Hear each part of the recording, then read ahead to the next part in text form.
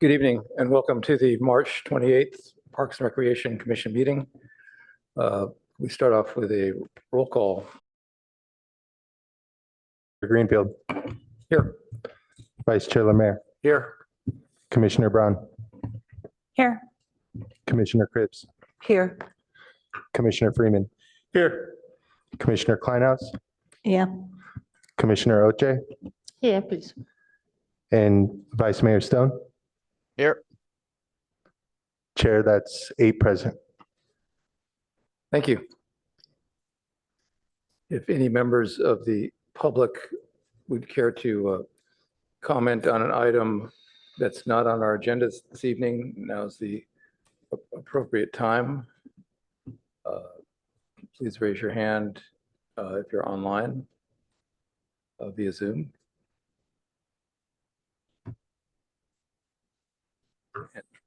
I don't see any hands raised in chambers or on Zoom.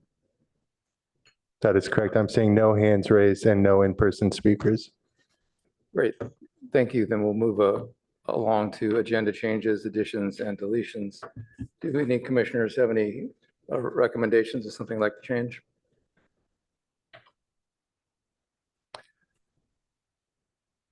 Then we'll move forward with the approval of minutes. Chair Greenfield.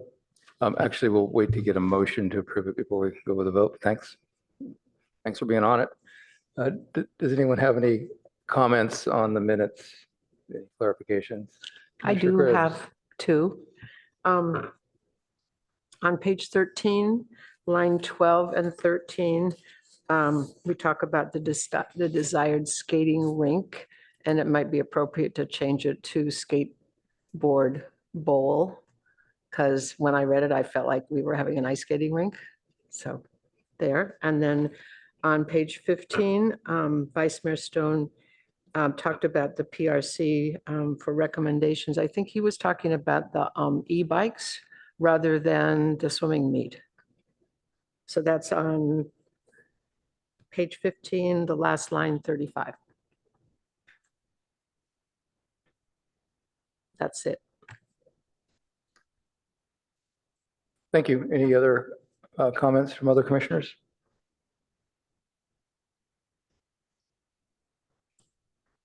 Then assuming that we will incorporate those changes, is there a motion to approve the minutes? So moved. Thank you. And a second, please. I'll second. Thank you, Commissioner Freeman. Now can we have a roll call vote, please? Chair Greenfield. Yes. Vice Chair Lemaire. Yes. Commissioner Brown. Yes. Commissioner Cripps. Yes. Commissioner Freeman. Yes. Commissioner Kleinhaus. Yes. Commissioner Oche. Yes, please. Chair, that's a 7-0 vote.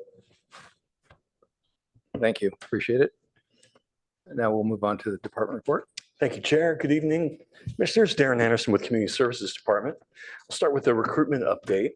We're still recruiting for a vacant park maintenance position. It's proved challenging to fill. We're recruiting for 2 assistant rangers and 1 open space technician position. Those are hourly positions for open space. And the good news is we filled our budget analyst position.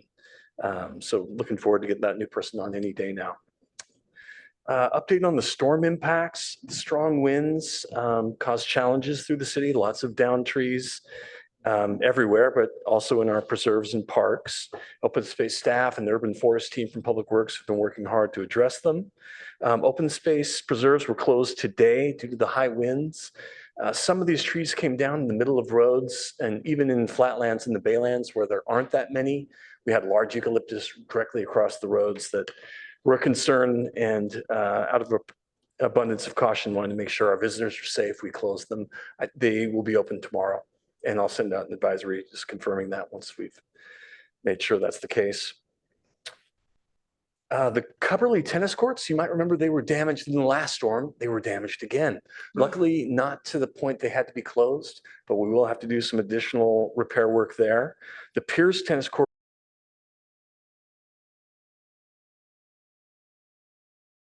working with a contractor to get some price quotes to get that fixed. Just a reminder, the Rinconada Pool closure is still in effect. They're replastering that pool. That'll be in effect until April 20th. The Measure E recommendation from this commission to council is scheduled for council review on April 3rd. It's coming up very soon. Some good news, the Mayfet Parade and Fair is back this year for its 99th year. It'll take place on Saturday, May 6th, starting at 10 a.m. And this year's theme is empowering wellness through community. Gather your family and friends and show off your float making skills, or just show up with your group and enjoy. For more information, please visit cityofpaloalto.org/Mayfet. And Chair, that concludes the department report. Thank you, Darren. Do any commissioners have any follow-up questions or related questions or? I questions of do. staff? Darren, what does it mean when you say the tennis courts are damaged? What kind of damage? The fencing. The fencing and they all were came to- blown over. Yeah, it was the wind. That was the problem for both courts. Thank you.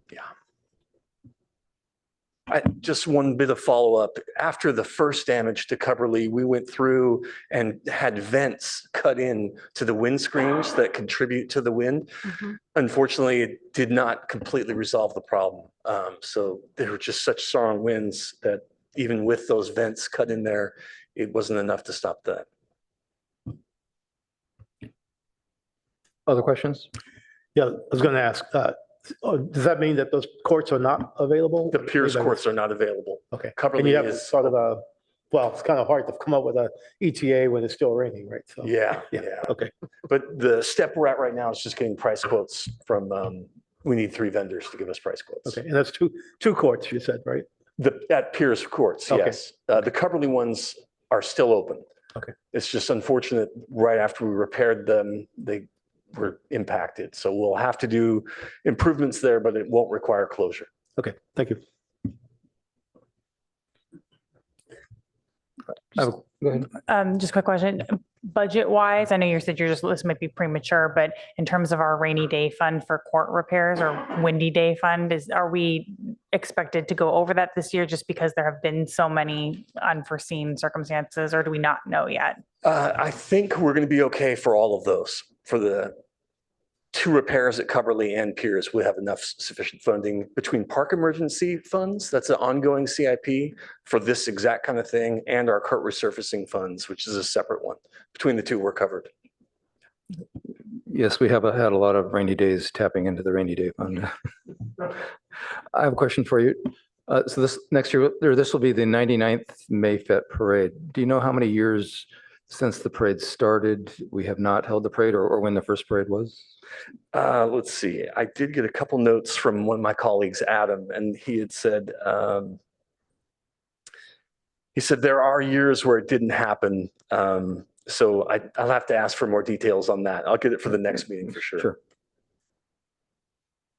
Just incidentally, he also said some of the our commissioners were judges last year. If you're interested, you can email Adam Howard and we welcome your participation again.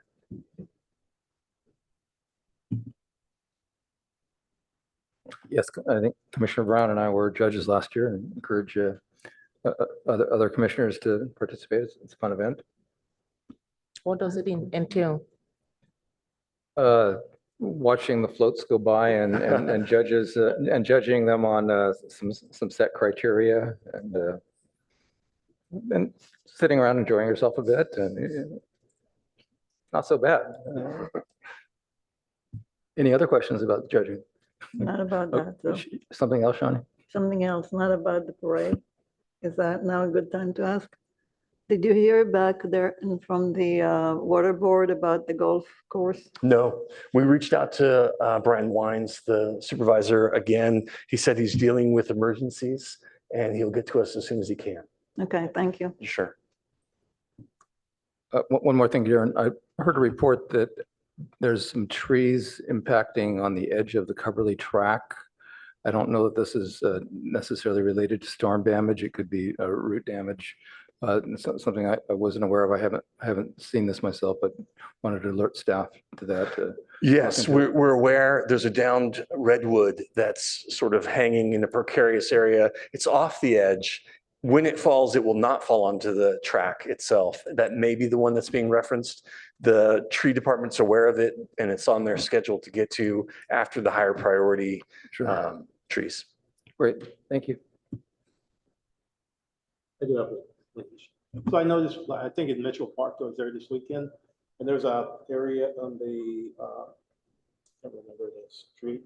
There's about 4 or 5 eucalyptus trees that seem to be leaning. Are you guys, what's your plan for those? I guess? That area is blocked off, so I don't know if you're cutting them down or they seem to be pretty unstable. I'm not positive about those. I can tell you throughout the city, we've got watch trees that have been leaned for many years, and some of them do fine. Partially depends on what is underneath them, where they're leaning, and partially depends on a deeper analysis by the tree team. Is there disease? Is there rot or compromised root system? That kind of thing. I can look into it and see if they know, but I'm not familiar with those particular ones. Okay. Do you know how many count of how many trees the city has lost during the storms that we? I was asking my team if they had a better understanding of how many just in open space and parks. And even then we didn't have really good numbers. I have some for specific parks like Greer, we lost 6 in the last 2 storms. Pardee lost 6. Baylands lost 6.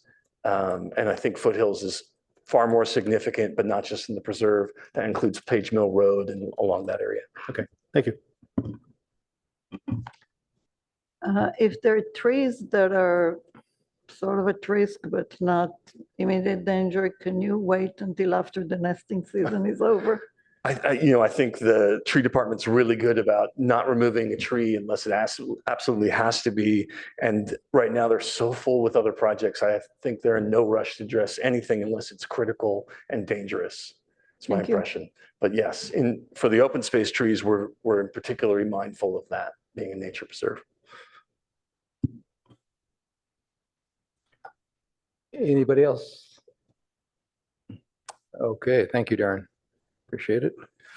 Let's move on to our first business item. This is the PIO or Park Improvement Ordinance for the horizontal levee project.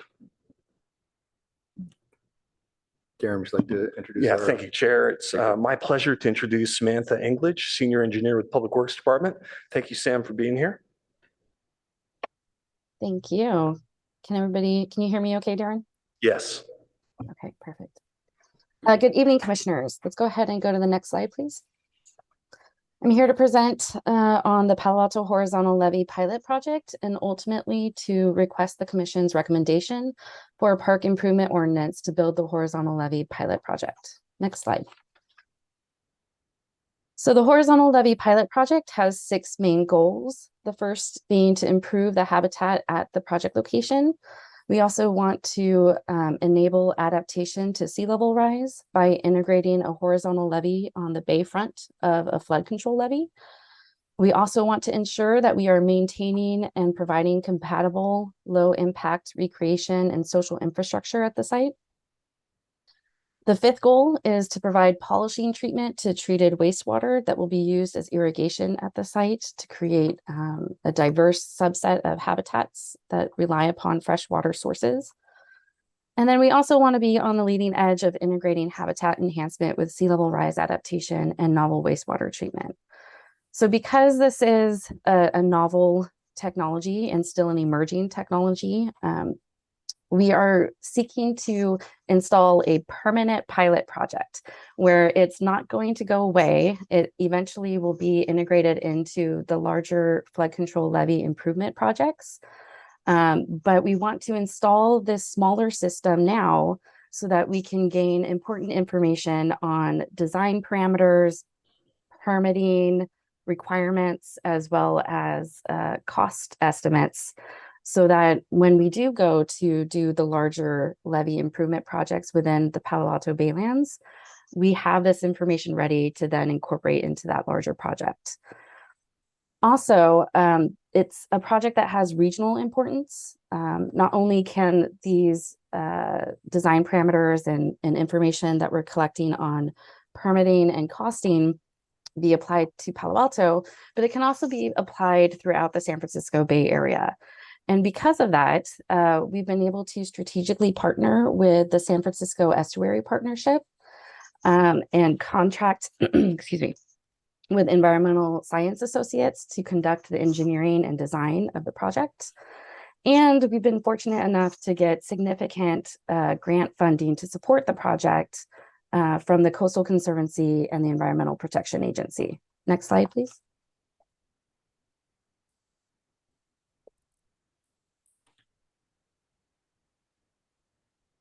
So what is a horizontal levee? A horizontal levee, at its basic definition, is a gently sloping vegetated berm or ecotone slope that is on the water side of a flood control levee. In this picture here, it's the area that's circled in red. And as you can see, if you start from the right side of the figure, you'll see a flood control levee, shortly followed by an underground irrigation network of treated wastewater that is then feeding and supporting a diverse habitat and vegetated slope that is then providing transition habitat between upland and the tidal marsh that's to the left of the graphic. Next slide, please. Another way to describe horizontal levees is as a green infrastructure alternative to a traditional grayscape solution for wave attenuation, also known as riprap. The photo on the left is a photo of the San Mateo levees near my house. It's made up of large riprap that is meant to absorb wave energy so that that energy doesn't eat away at the flood control levee that is right to the left of those large boulders. As you can see, riprap is, excuse me, great at absorbing wave energy, but not so great at providing habitat quality. So an alternative is shown here on the right side, which is a photo of the Oraloma Horizontal Levee Research Site, which installed a closed loop horizontal levee system that really proved the concept that you can provide that wave attenuation with a horizontal levee, as well as provide additional benefits that include habitat enhancement and wastewater polishing treatment. Next slide, please.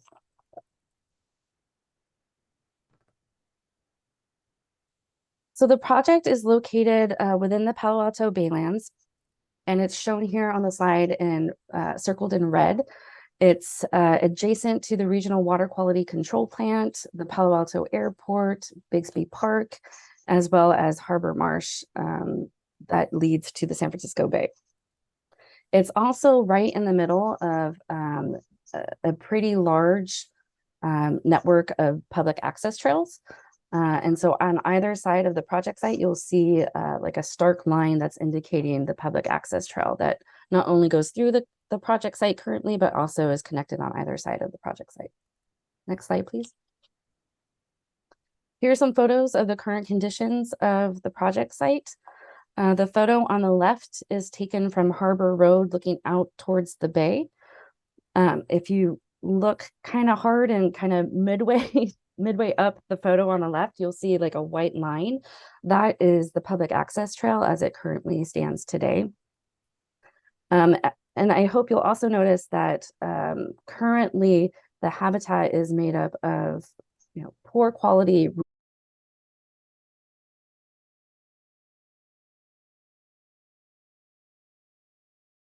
There's a lot of large grassland weeds that currently make up the project site. The photo on the right is a photo taken from the existing public access trail looking south.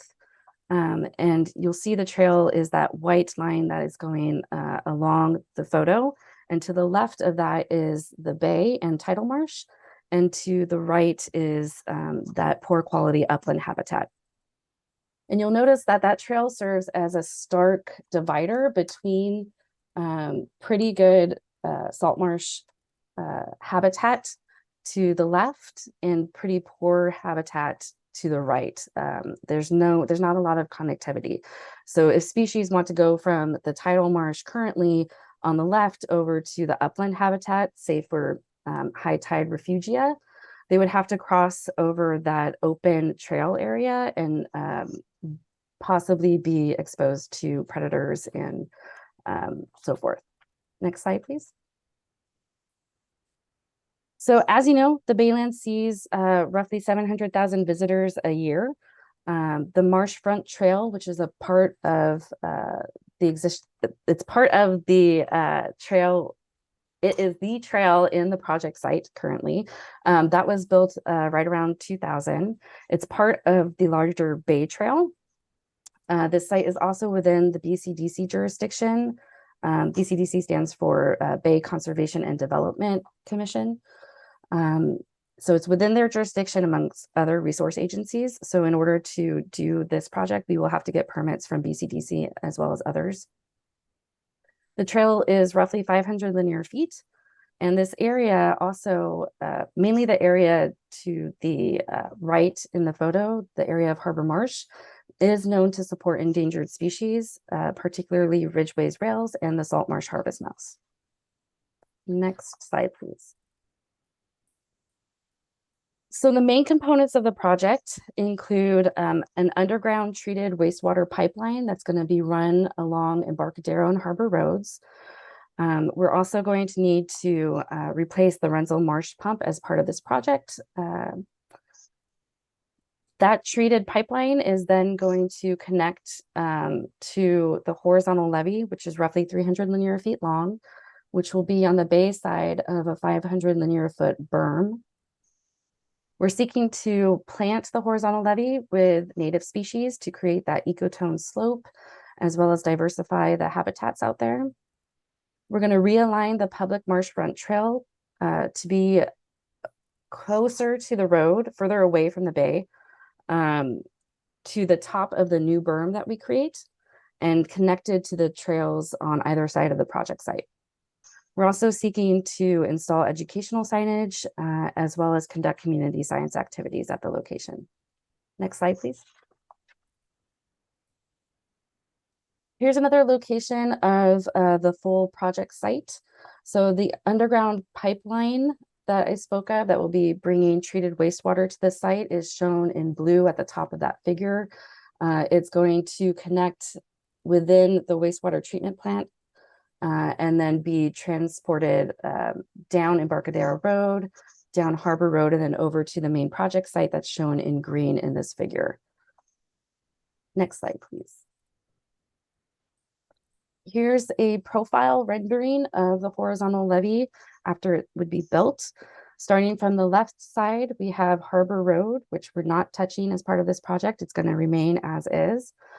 We'll have roughly 50 feet between Harbor Road and the new berm that we are going to create. That's shown in gray in the middle of that figure. On top of that new berm will be the public access trail, which we will also restrict and focus public access by a small fence as well as screening vegetation. Following the public access trail, continuing down towards the right on the graphic, we will have the underground irrigation network that will then feed the native species that we are planting all along that slope from the tip of that berm all the way down to the end of that ecotone section, where it will then connect to the existing marsh. Next slide, please. Here's an overview of how we are relocating the trail, because we do recognize that relocation of the trail and maintaining public access is a very important part of the project. The existing trail is shown on this figure in red. It goes along the bayside perimeter of the project site.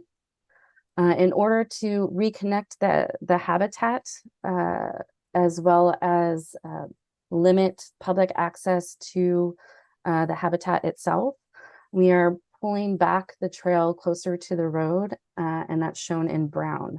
So there will still be a significant space between the new trail and the road. Part of that is to save space for the larger levee improvement projects that are going to be coming down in the future, so that when those larger levee projects are built, they don't have to destroy this pilot project that we are creating. So they could come in right behind this pilot project and smoothly connect to the habitat that we have already created. Next slide, please. So there were a lot of considerations that were brought into the relocation of the trail. In particular, we wanted to make sure that both sides of the project site remain connected to the other trail networks around it. We wanted to limit the creation of informal trails by people who are very curious and want to experience the bay, and also create substantial no access areas to ensure that species have full utilization of the horizontal levee and the new habitat that we are enhancing. Similarly, we wanted to increase the habitat connectivity and limit observation offshoots into the habitat, all with the idea of limiting impacts to species use of the site. Similarly, we're using screening vegetation as a physical barrier to promote habitat use, promoting tangential approach to wildlife versus head-on, because that's been proven to be less stressful for the wildlife. We're going to be limiting raptor perching opportunities, as well as providing educational areas and maintaining access for maintenance of the trail. Next slide, please. So in the end, when the horizontal levee pilot project is completely built and all of the plants are grown up, we are expecting increases in marsh habitat, increase in a diversity of habitats at the site, including wet meadow, freshwater marsh, and riparian scrub. We're going to be increasing the refugia habitat available for key species such as Ridgway's rail and the salt marsh harvest mouse. We are increasing habitat connectivity, and we are also going to be increasing community engagement. Next slide, please. Speaking of community engagement, I just wanted to touch real quick and summarize for you all of the work that we've done to engage our community on this project to date, as well as some ideas that we have to continue that engagement moving forward. So since 2018, this has been a very long project. Since 2018, since the very start of the project, we have conducted more than 20 outreach activities within our community. And those activities included bio blitzes, king tide walks, as well as specific workshops with local non-governmental organizations and community members. For the future, we're looking to add to those activities by including educational signage, community plantings with Save the Bay. So we are going to engage the community as part of the construction of the project by getting the community to actually plant and install the plants themselves. We are working with Nuestra Casa, who works in East Palo Alto, on community science activities, as well as with environmental volunteers on king tide walks and bio blitzes.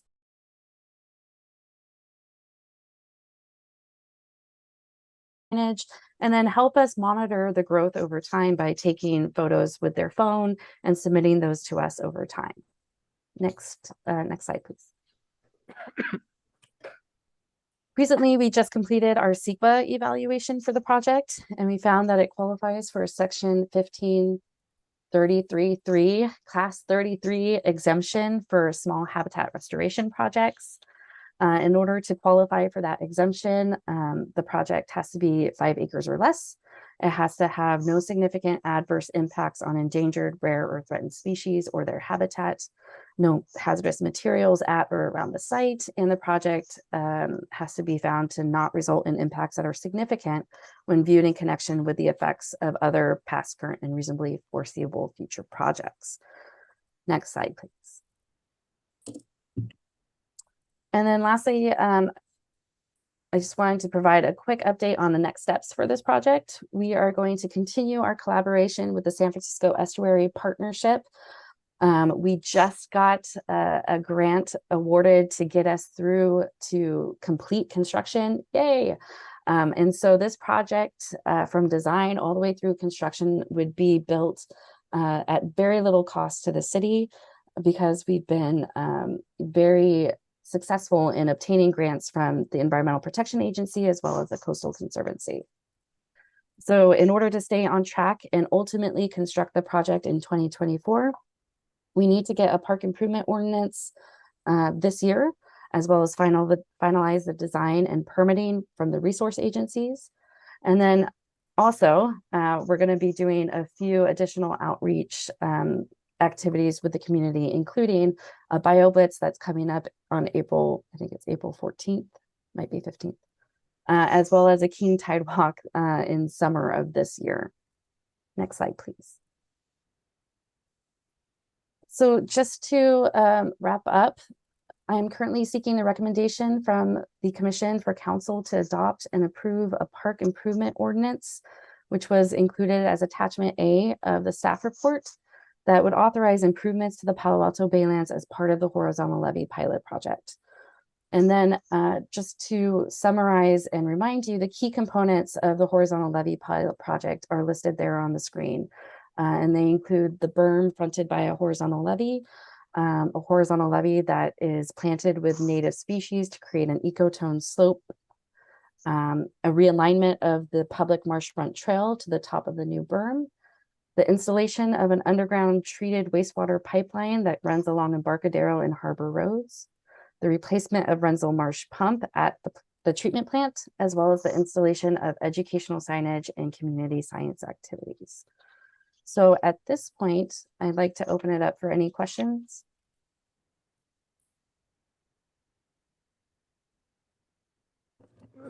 Thank you, Sam, for the presentation. Thank you for the clarity offered in this. Some great photos, making it easy to understand, and a list of specific changes that are being included.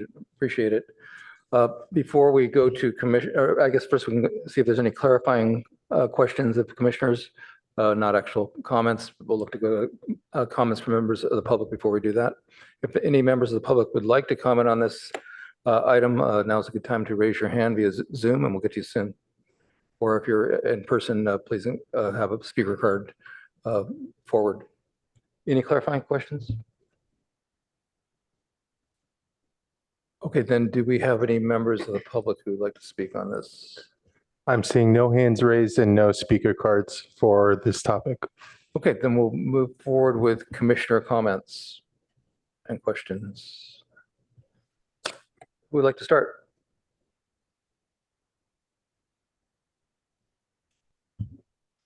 Joy? Yeah. Please. Thanks, Samantha. Thanks for the presentation. It's great to hear about the EPA grants. I was going to ask you to talk a little bit more on the level of partnership that you mentioned on, I think, your slide 3. I love the picture you used for your second slide.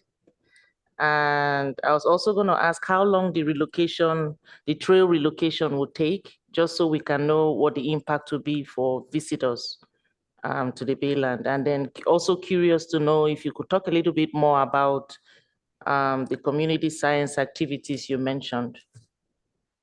Thank you.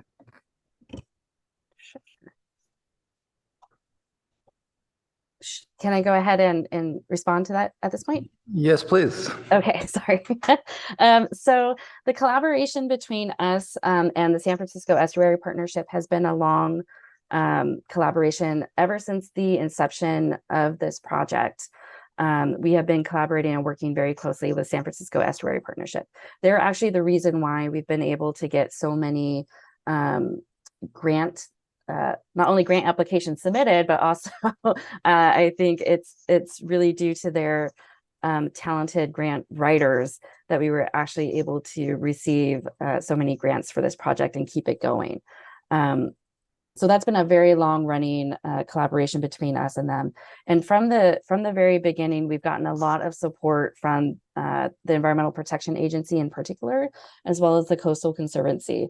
So the regional importance of this project, I think, has been well supported and documented ever since 2018. A lot of people are looking at this and really hoping that it gets built soon so that they can then feed it into their sea level rise planning that they're trying to do, especially wastewater treatment plants that are along the bayside throughout San Francisco Bay.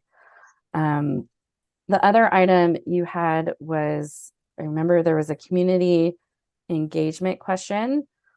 And then there was something before that, though. I apologize. What was the other item? The trail relocation length, the duration. Correct, that's right. So the whole construction for all of the construction for the project is estimated to take about 100 working days.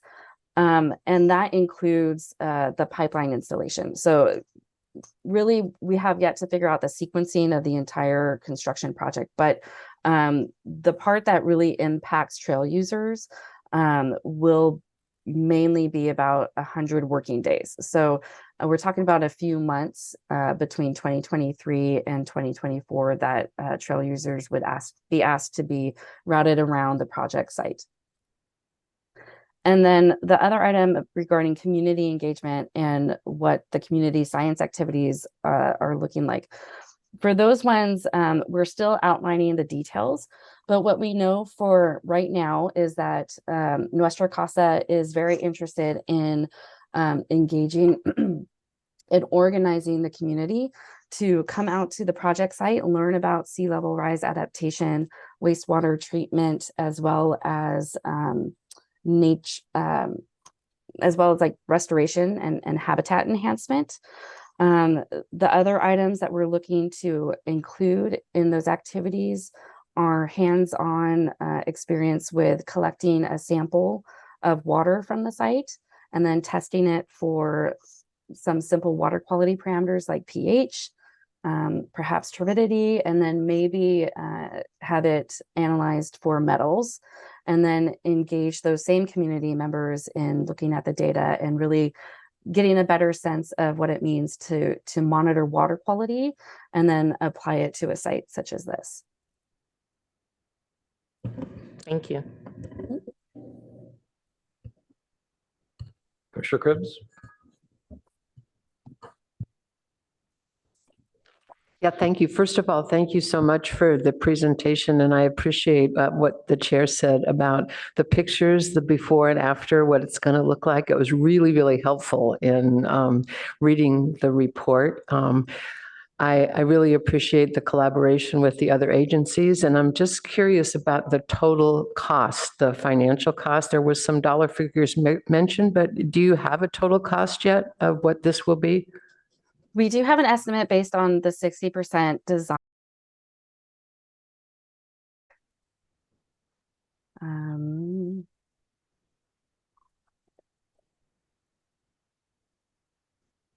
One second. I don't want to give you a wrong number.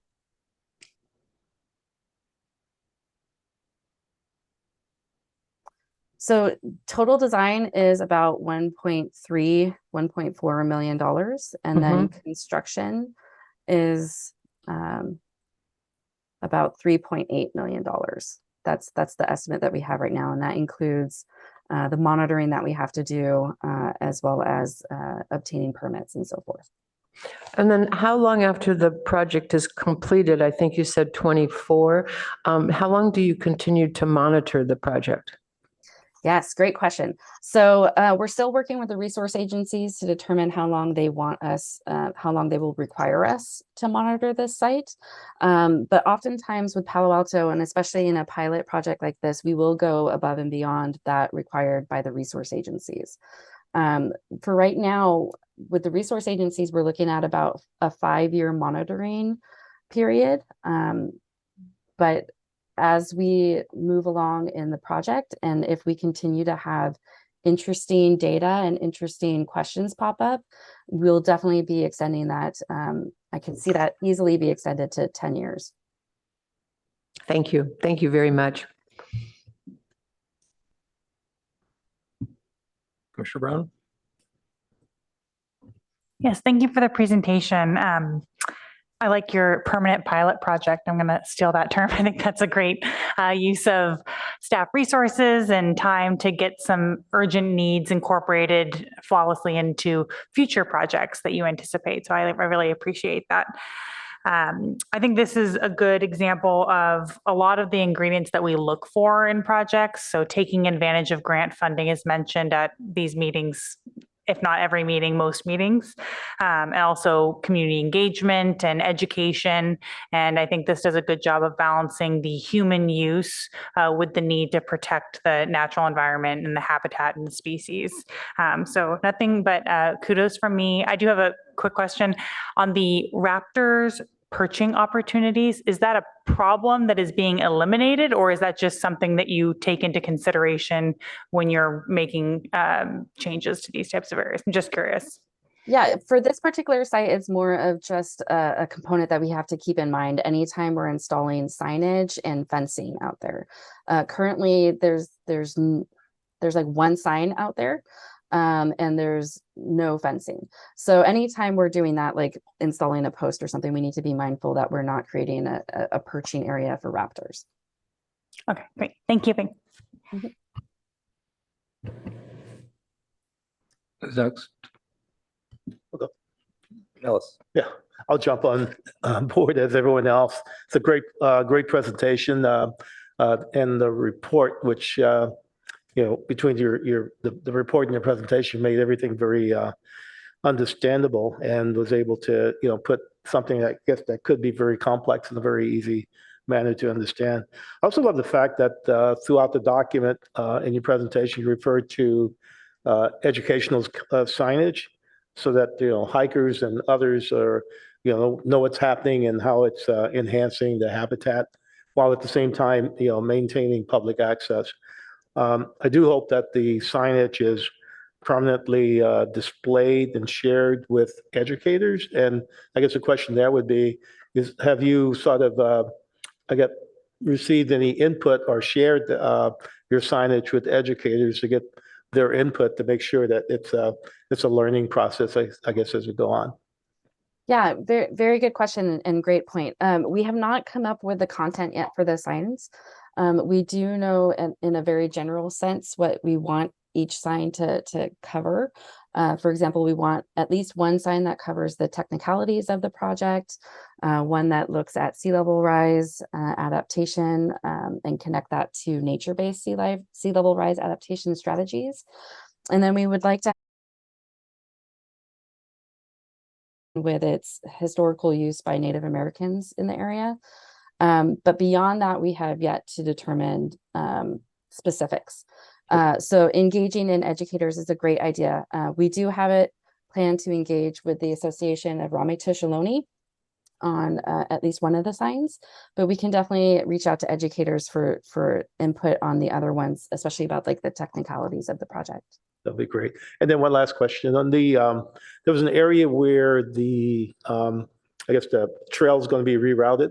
And it looks like there's going to be some, I guess you're losing, how much are you losing, I guess? And the rerouting, of course, has to happen, but just curious as to how much of the trail is being lost as a result of the rerouting.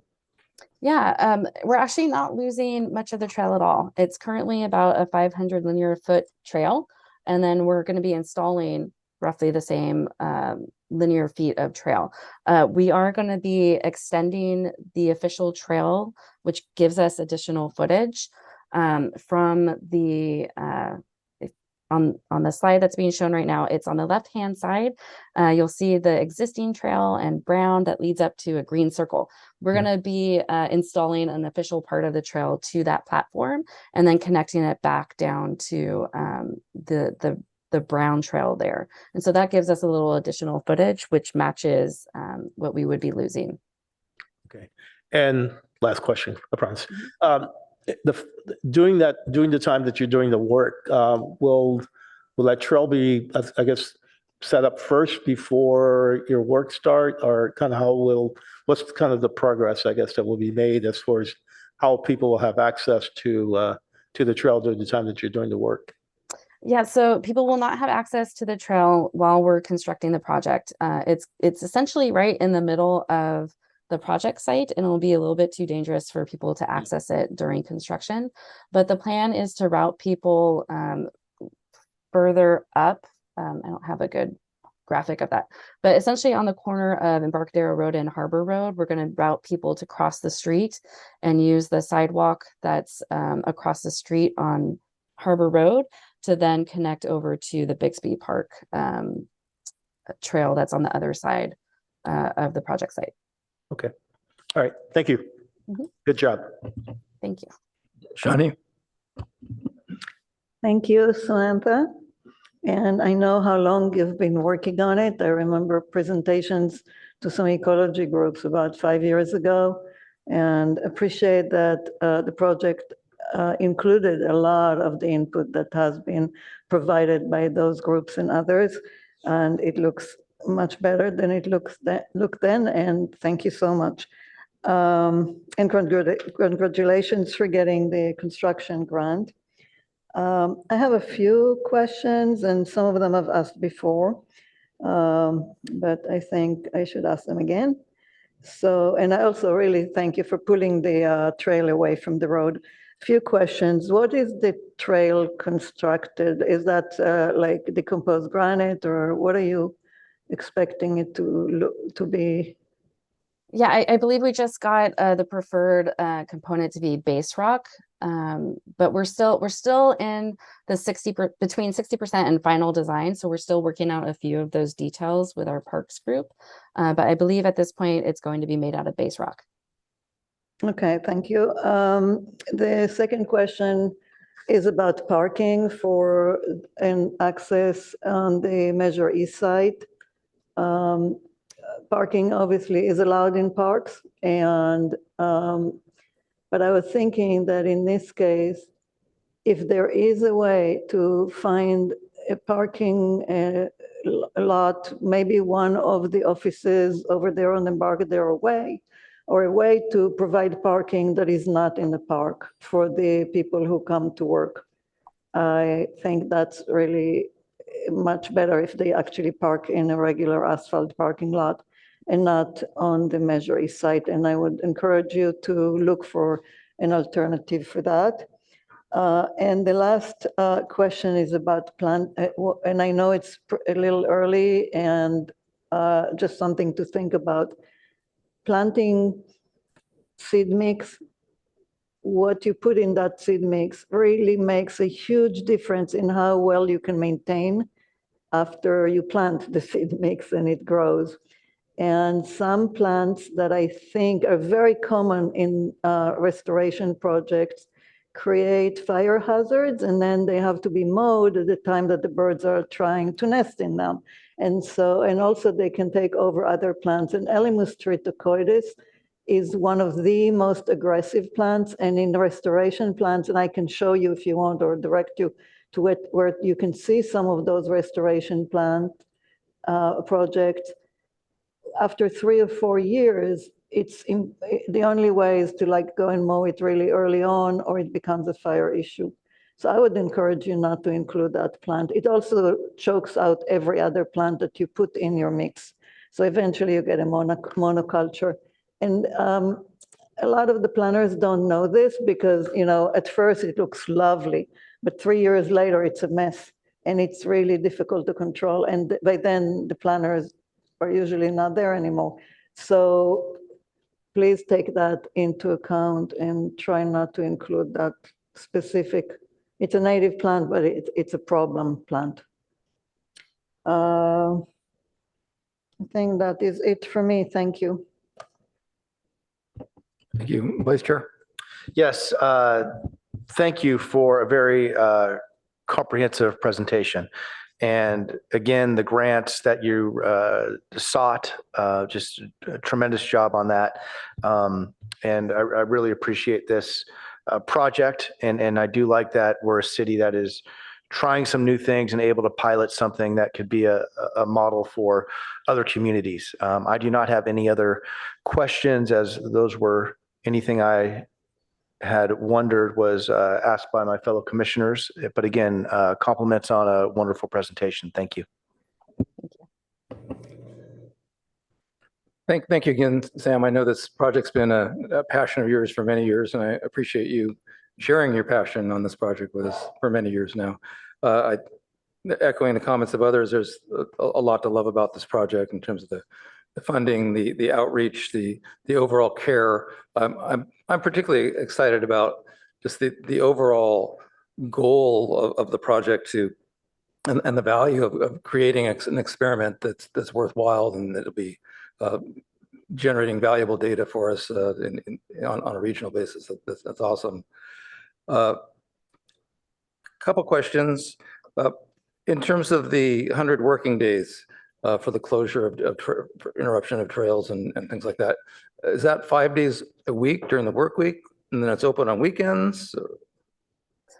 So it is a 5-day work week, but it will remain closed to trail users on the weekend as well, mainly for safety concerns. It's the staging of the construction is going to be right on the project site as well. And so it's not going to be safe for people to use on the weekends. The one exception would be if we sequence the pipeline work separate from the work that's done at the main project site.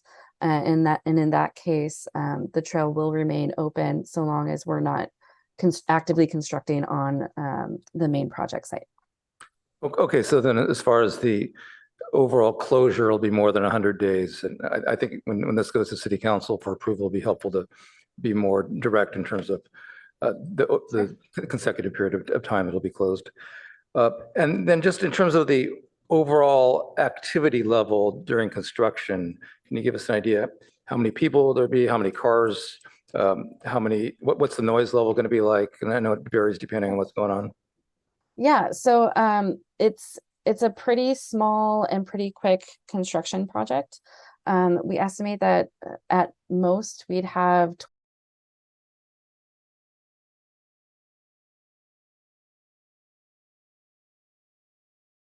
management people as well as active construction workers.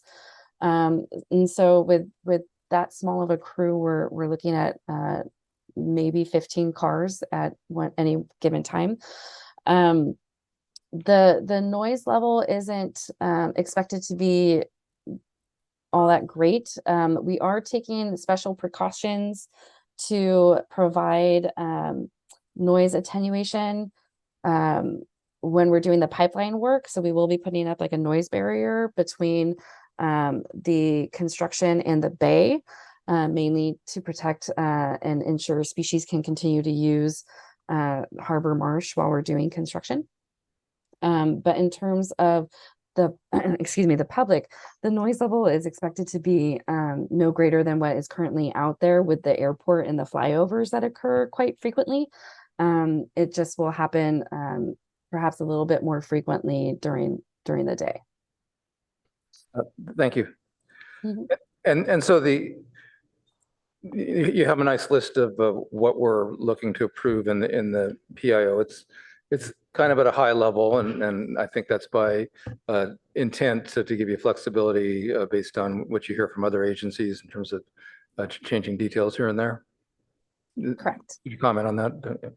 Yeah, that's exactly right. We're still in between the 60% and the final design, and that's on purpose because we will need to incorporate feedback from Army Corps, BCDC, as well as the Regional Water Board to ensure that the way that we construct it and the way that we design it meets the needs of those resource agencies and adequately protects the environment around it.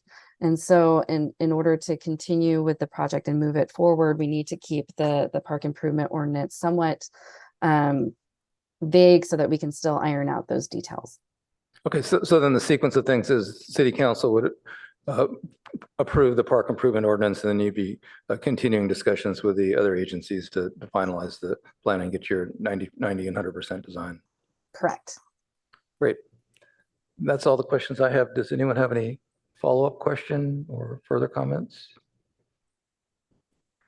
I'll make the motion to approve. I'll second the motion. Can we have a roll call vote, please? Assuming you don't want to speak to the motion. This project is a pilot project that we wish to see more of, and we want to see it expanded. The staff took, as far as I can see, every comment with the exception of the parking, into consideration and did a good job of integrating that into a project that gets support from the community, even East Palo Alto, and from scientists. And I think it's a good project to move forward with. As the seconder, I'll just comment that that's high praise to be satisfying nearly all of Shawnee's requests and comments. And I support the project wholeheartedly. Any other comments before we go to a vote? Thank you. Can we have a roll call vote now, please? Chair Greenfield, Yes. Vice Chair Lemare, Yes. Commissioner Brown, Yes. Commissioner Cribbs, Yes. Commissioner Freeman, Yes. Commissioner Kleinhaus, Yes. Commissioner Oche. Yes. Chair, that's a 7-0 vote. Thank you once again, Sam, for joining us and presenting to us. And we look forward to following the success of this project as it continues. Thank you. Thank you. Next up on our agenda is the Wellness Recreation Center. Kristen O'Kane with us. You're welcome. Yeah, my pleasure to introduce Kristen O'Kane, although I think you all know her. She's the Director of Community Services Department. Thanks so much, Kristen, for making this presentation. Good evening, everyone. It's nice to see you and be back in front of the commission. So I'm going to be sharing some information on feedback that we received from the community on the proposed Recreation Wellness Center. Next slide. So just a little bit of background, and this is in the staff report, and I'm sure you're all familiar, but just to recap. So the Parks, Trails, Natural Open Space, and Recreation Master Plan did identify the need for indoor recreation space, and also identified a public gymnasium as a high priority project needing further study. Just to clarify to everyone again that the city does not own any gymnasiums. We do have our community centers that have space for things like fitness classes, but we don't have any gymnasiums that we own. The gyms that we do use are owned by the school district at Cubberley, and we lease those from the school district, and then we rent them out to different organizations for programs and activities. So recognizing this need and I guess desire to have, more gym space and something that's city owned, the PRC, as you know, heard the ad hoc presentation in November 2021 and supported investigating a new public gymnasium. We've since changed that term gymnasium to a recreation wellness center, just to better reflect that it would be provide more than just gymnasium space like basketball or weightlifting. It would be really a community space providing overall wellness opportunities to the community. The PRC and Darren went to council in March of last year, March 2022, and council passed the motion on the next slide, which was to direct staff and the PRC to conduct public outreach on a new gym, listing these specific items that should be included in the public outreach, and that the PRC was also to investigate fundraising. So the community feedback that we received was really focused on the gym features, both from a physical standpoint of what a gym would have in the facility, but then also what types of programs the wellness center could provide to the community. It also began the discussion on location of the gym, but some of the others like cost estimates, funding, things like that were not discussed. Next slide. So the community meeting was on March 7th, which is ironically exactly 1 year since council approved the PRC and staff to begin investigating or begin the public outreach. So the questions that we asked, like I said, were really focused on what programs and amenities could be at the gym. So at the community meeting, we didn't have a huge turnout, but we had, I want to say about 20. Not everyone signed in on the sign-in sheet. So I think it was about 20 individuals came and they were asked to rank and prioritize some predetermined, in this case, amenities that would be in a gym.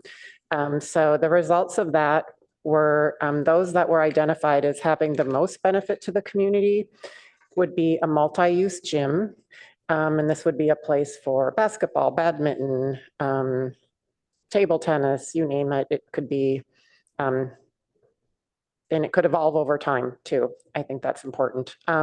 Flexible multi-use space that could be used for different types of uses, space for seniors, and indoor pickleball. Some of the others that we asked folks to rank but were lower on the priority are listed below: space for teens, cardio equipment, and locker rooms. The orange there is the answers, frequent answers to open-ended question, the open-ended question that we asked, which was, what are your other ideas?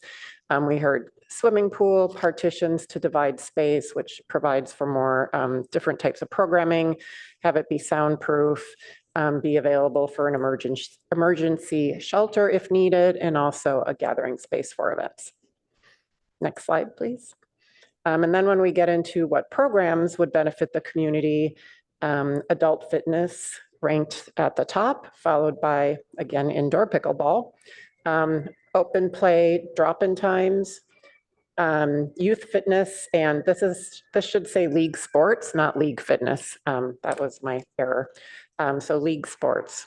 Other things like special interest classes were ranked less beneficial, and special interest classes include things like it could be a guide to retirement class or a Lego class for kids or something that's not necessarily physical fitness, but still provides a benefit. Martial arts, toddler programs, and indoor soccer. And then if you look in the orange box there, those are some of the open answers to the open-ended question on what else would you like to see. Next slide. So one of the questions we asked was, although a location has not been identified, Greer Park has meets a lot of the needs that for placement of a recreation wellness center, and has been identified as a possible location. So we asked if Greer Park were selected, what would be some of the biggest issues? And these are ranked in order of one being what we heard the most, so parking, access by public transit, and you can see the rest there. Some of the other comments we heard was just the not centrally located, that it was too far away, and parking seemed to be a common theme that we heard for this question. Next slide. So then we move to the open town hall survey.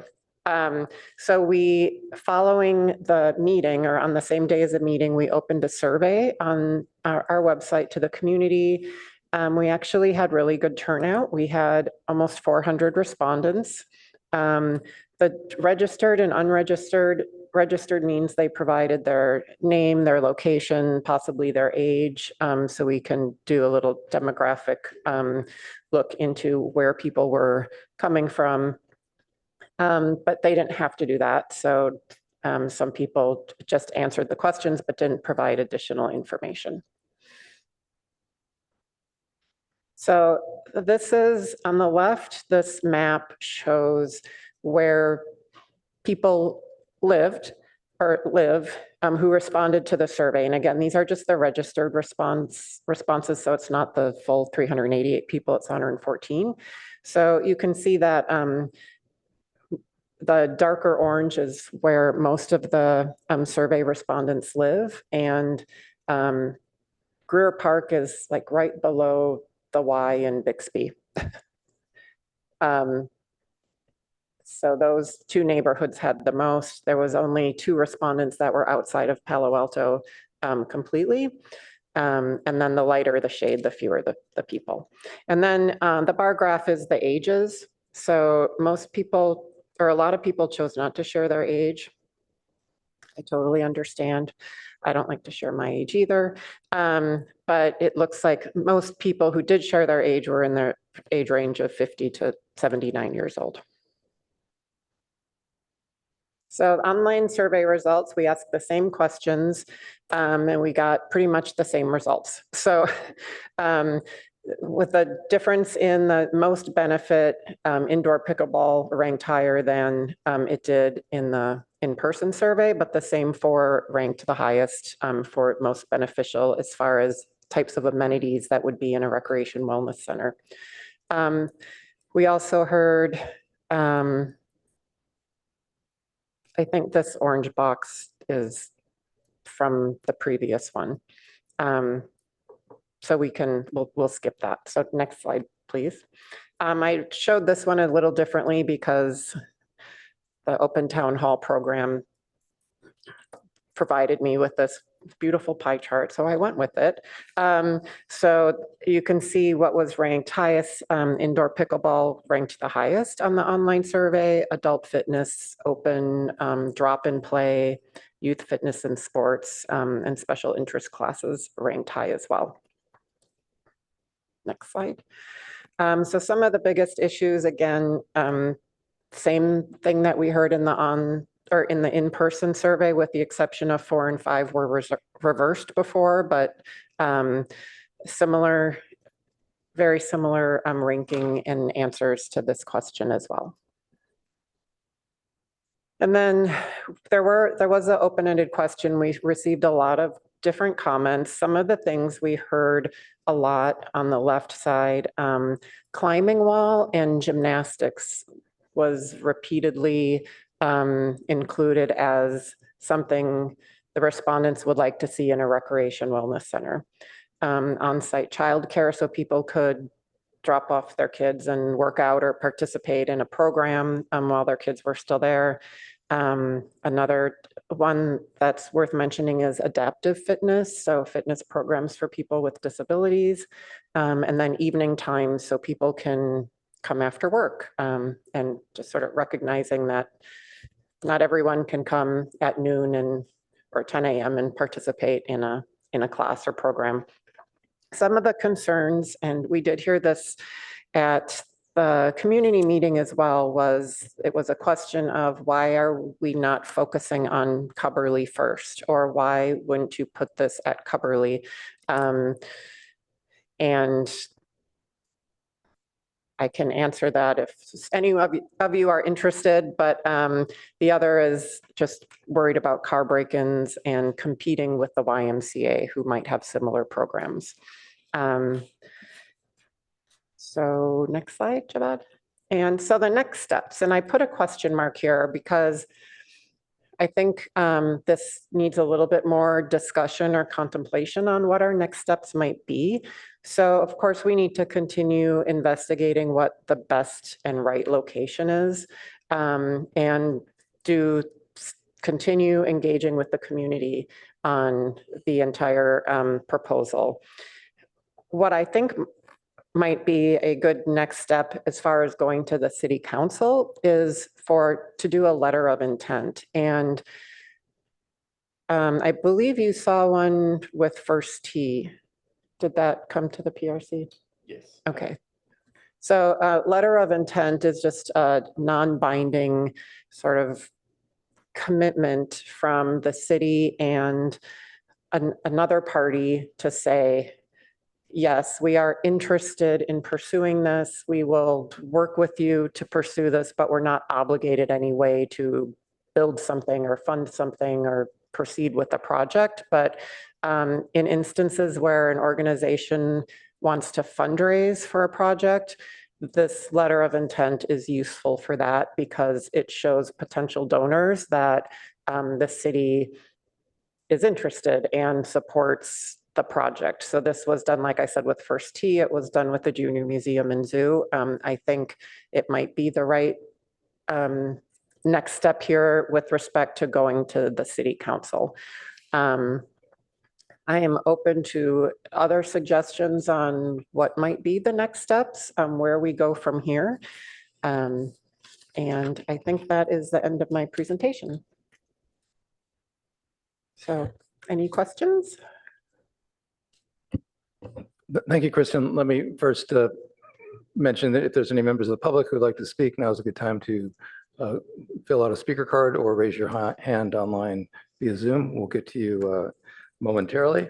Do any commissioners have any clarifying questions before we go to comments from the public, and particularly members of the ad hoc? Is there anything that you'd like to add on a clarifying level before we go to the public? Okay, then let's see if there's any public comments on this. And I see we have at least 4 hands raised. You'll have 3 minutes to speak.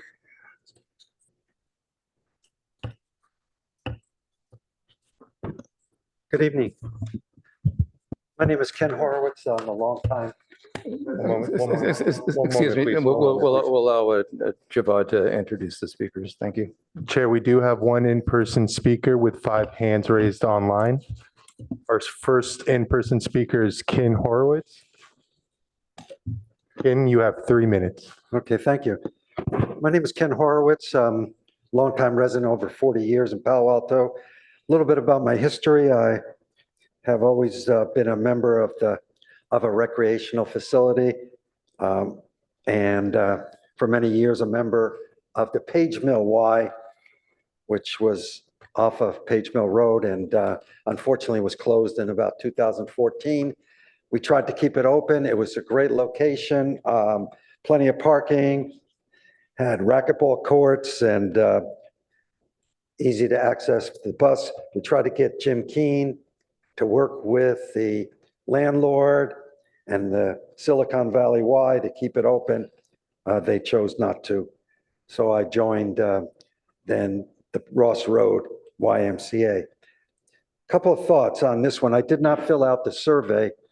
So many surveys that come from the city that after a while you kind of say to yourself, can't do everyone. But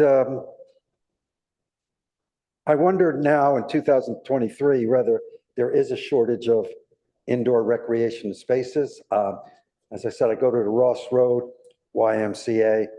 It's pretty empty a lot of the times. People have given up going to the Y. Many residents have bought their own treadmills and Pelotons, et cetera, and they basically have not come back to the Y. And so to start a new facility, I don't think it's necessary at this point. However, if you want to put a new facility, then I think Cubberley is the best site. Now, fortunately, recently, within the last 2 weeks, Palo Alto Unified School District made an offer to the city for an additional 7 acres. So now that the city has a possibility of owning 15 acres of the Cubberley site, which could include the gym there, Gym A and B, which is closed. It's been closed now for over a year. Kind of interesting. There's a big sign there that says out of order. Will repair in the morning. If any of you see the post tomorrow, I sent a mystery photo. I don't know if they'll publish it, but the door that says out of order will repair in the morning. So it's kind of interesting. But they do have the gym there and they have the pavilion there. So if you can encourage the city with their additional acreage to put a gym, that's the best place. I mean, you've already got a gym there and you've already got a pavilion there. and you could put the pickleball stuff there. So I would encourage you to go that route. So thank you for your time and appreciate it.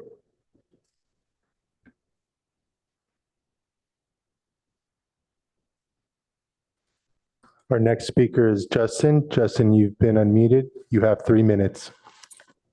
Yes, hello. Hopefully everybody can hear me okay. Yes. Great. My name is Justin Kitch. I'm a longtime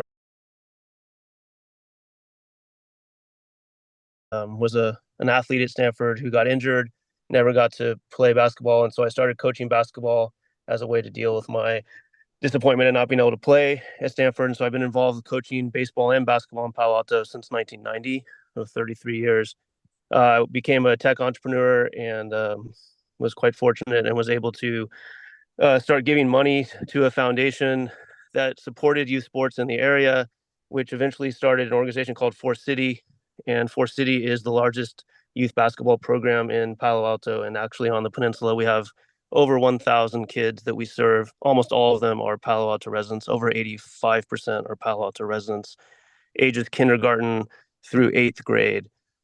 We rent gym facilities anywhere we can find them, mostly from PAUSD schools. We put over $200,000 into the school district every year in rentals, and we still don't have enough gyms to serve all of our kids. We have tried to rent from Cubberley, but since the closures, as someone else mentioned, of the smaller gyms, it's very difficult to rent Cubberley, and Cubberley is really not an appropriate facility. It's not a modern gym facility for what we need with as many kids as we have in our program and how we use the gym. We're desperately eager for a gym to be built in Palo Alto. I think I wouldn't say the word embarrassment, but definitely disappointing that a city of Palo Alto stature does not have a modern gym facility. You just have to go down the street in Menlo Park to the Arriaga Center, which replaced the Burgess Center, to see the kind of facility that we should have in our city. I've offered already to some of the ad hoc committee members that our organization would be willing to help run the fundraising and also the facilitation and operation of the community services at the gym. We have over 120 volunteers that work in our organization as well as full-time staff members. And so I just would love to do anything that I can to help encourage the city and the council to expediently put a modern gym into our city. I can assure you that it would be utilized. I know of over a dozen organizations that are always trying to rent gyms. And not only that, you can charge quite a bit to rent the gyms. I'm sure you're aware of that, but these days a modern gym can go for $200 per court for basketball facilities. You can also rent out the yoga rooms and other fitness areas. So I think there's a very strong case to be made that it's a net positive in the operational side of things. And I'm less familiar on the building side, but assuming that we could put the finances together for that, I think it's a fantastic idea. So thank you for considering it. Thank you. Our next speaker is Winter Dellenbach. Winner, you have 3 minutes to speak. I have a couple of things to speak on. The first thing is, if this is really going to be a wellness center, then it's going to take a lot of determination, because this can easily be indoor pickleball and basketball. And if there's going to be things for adults and seniors, Pilates, yoga, things that speak to an aging body, aerobics, things like that keep us healthy and well as we're aging, which I am, then there has to be some real determination to keep space for that and to really keep this at a community level. So I really encourage that as we move on. And I'm sad that this may only, I would like to think that this could fit at Mitchell Park or Cubberley, but it may not, perhaps only at Greer Park may it fit if this works out at all. I don't know. I was surprised to find out that in my own research that Greer Park is 1 acre larger than Mitchell Park. That shocked me, but it's true. I want to talk to a process issue that I'm upset about. and I saw an item in the newspaper that alerted me to it. I'm going to encourage the three PRC commissioners that are on this nonprofit to resign from it and to replace, and they should be replaced with residents from Palo Alto residents. There's nearly one half of the PRC commission is on a nonprofit that is raising money for this wellness center. And while it's laudatory to try to raise money for a wellness center, it is not okay that sitting PRC members, this is nearly half of the commission, 3 members of the commission are on a nonprofit that is raising money for this. And what this does is it may not be a legal conflict of interest, but it because it doesn't involve financial gain for any of you, but it certainly badly skews your objectivity. And it's important that you be objective. You've just gotten in front of your commission, and you have next steps to do. And you can't, you have already taken a position by serving on this nonprofit. So you need to get off the nonprofit, and so that you can be objective as you hear public testimony from me right now, other members of the public, and other commissioners, and get information from staff. So I think you've overstepped yourself, and please reconsider. I'm disappointed. Thank you.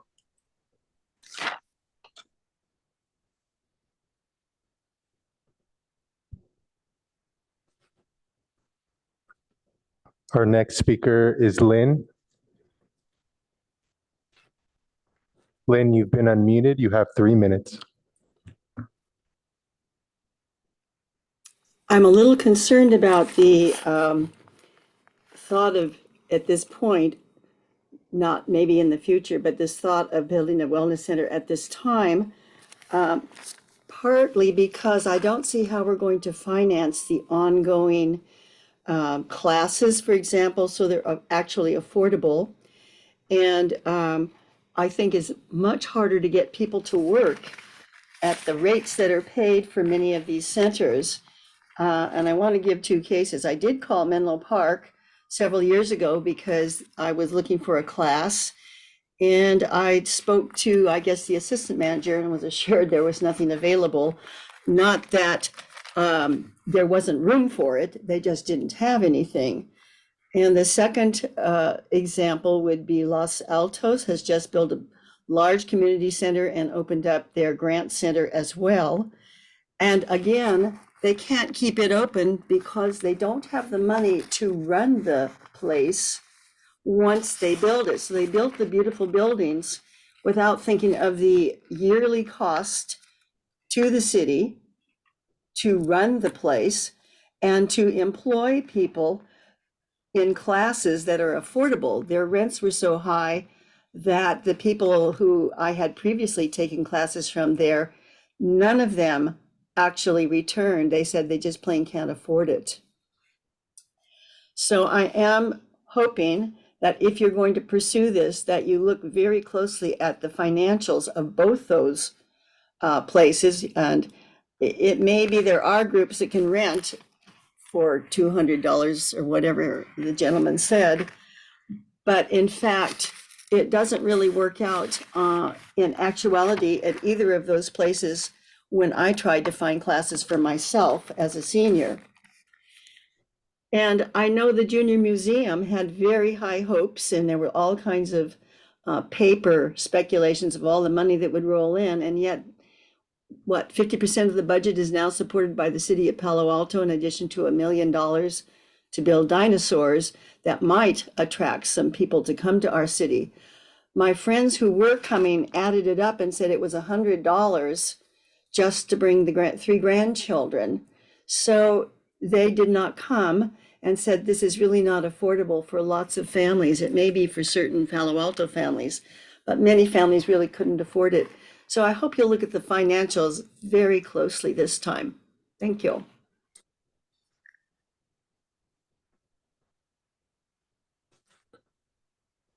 Our next speaker is Sherry. Sherry, you've been unmuted and you have 3 minutes to speak. Okay, can you hear me? Yes. Okay, good. I'm Sherry Furman. I'm chair of the Midtown Residents Association.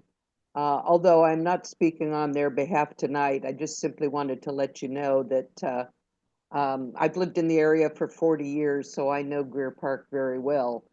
And I also know the drawbacks a lot.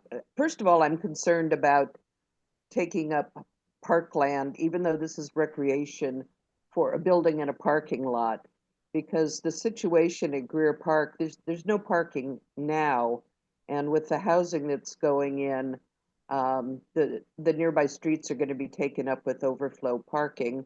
There's no parking along West Bay Shore there. And so it's just I don't see the proposed site as really feasible. There's no public transportation. You can sort of bike there if you're a kid, but with pickleball players, I don't think those are kids. I think those are adults that are going to want to be using that. And I'm also concerned that with the location that's planned, you will end up destroying Scott Meadow, which some of you may remember the Residents Association worked very hard several years ago to get that pile of dirt turned into a memorial for the founders of our Residents Association there on Colorado. And Rotary worked with the residents to get that done.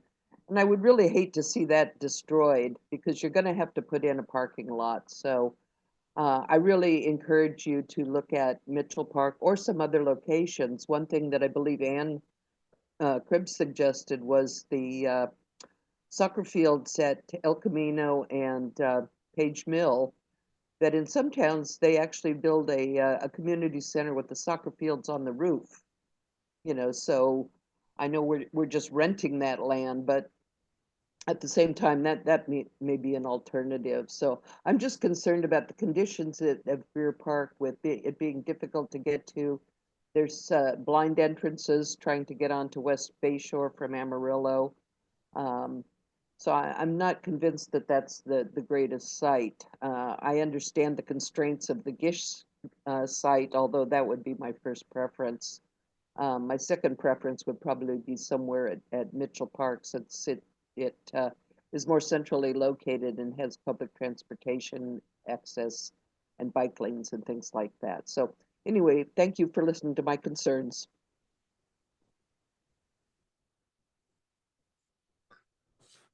Our next speaker is John Williams. You've been unmuted and you have 3 minutes to speak.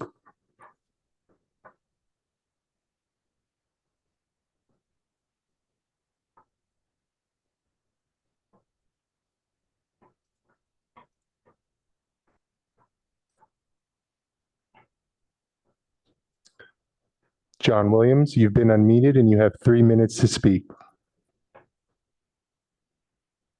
Good evening, Chair Greenfield and Commissioners. I'm Monica Williams, co-founder and past president of the Palo Alto Pickleball Club. I don't want to take too much of your time, but on behalf of 500 Palo Alto residents who are members of our club, I want to express our support for a health and wellness center for the city of Palo Alto. We currently are looking for an indoor space to play pickleball because the pavilion at Cubberley is no longer available. Some of us have been able to play at the JCC, where they have lined the basketball courts with pickleball lines to make it a multi-use area. Many of our members are senior citizens who would also benefit from the use of exercise equipment at a health and wellness center. We wholeheartedly support this project and want to thank everyone who is pushing this forward. You definitely have the support of the Palo Alto pickleball community. Thank you very much. The end. Our next speaker is Leanna. Leanna, you've been unmuted and you have 3 minutes to speak. Yes, thank you. I've been a resident of Palo Alto for 54 years, and I have 3 grandchildren at Palo Alto High School, 2 of whom are in 9th grade and 1 in 11th grade. And I've really been dismayed that these children of our town have to travel miles out of our community to find suitable recreation area. This proposal is outstanding. I think that Greer Park is an excellent location. I'm a realtor. I'm very familiar with all of the space in our community, which we only have a finite amount of space, and we have to maximize what we have. And I think that this location would be very suitable for a gymnasium. There is no facility right now that can be used such as this that is proposed for a wellness and a gymnasium operation. So I heartily support this recommendation. I think we have to move ahead to make plans for the future. Our young people really only have so many places to enjoy such a facility as our adults who could use that, yes, as for pickleball, but for a myriad of other opportunities for recreational use. So I am in favor of this proposal. Thank you.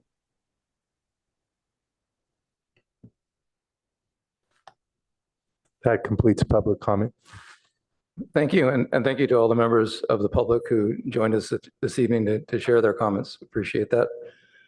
I'd like to turn now to the members of the ad hoc to see if they have comments that they would like to share with us before we go to the rest of the commission for comments and questions.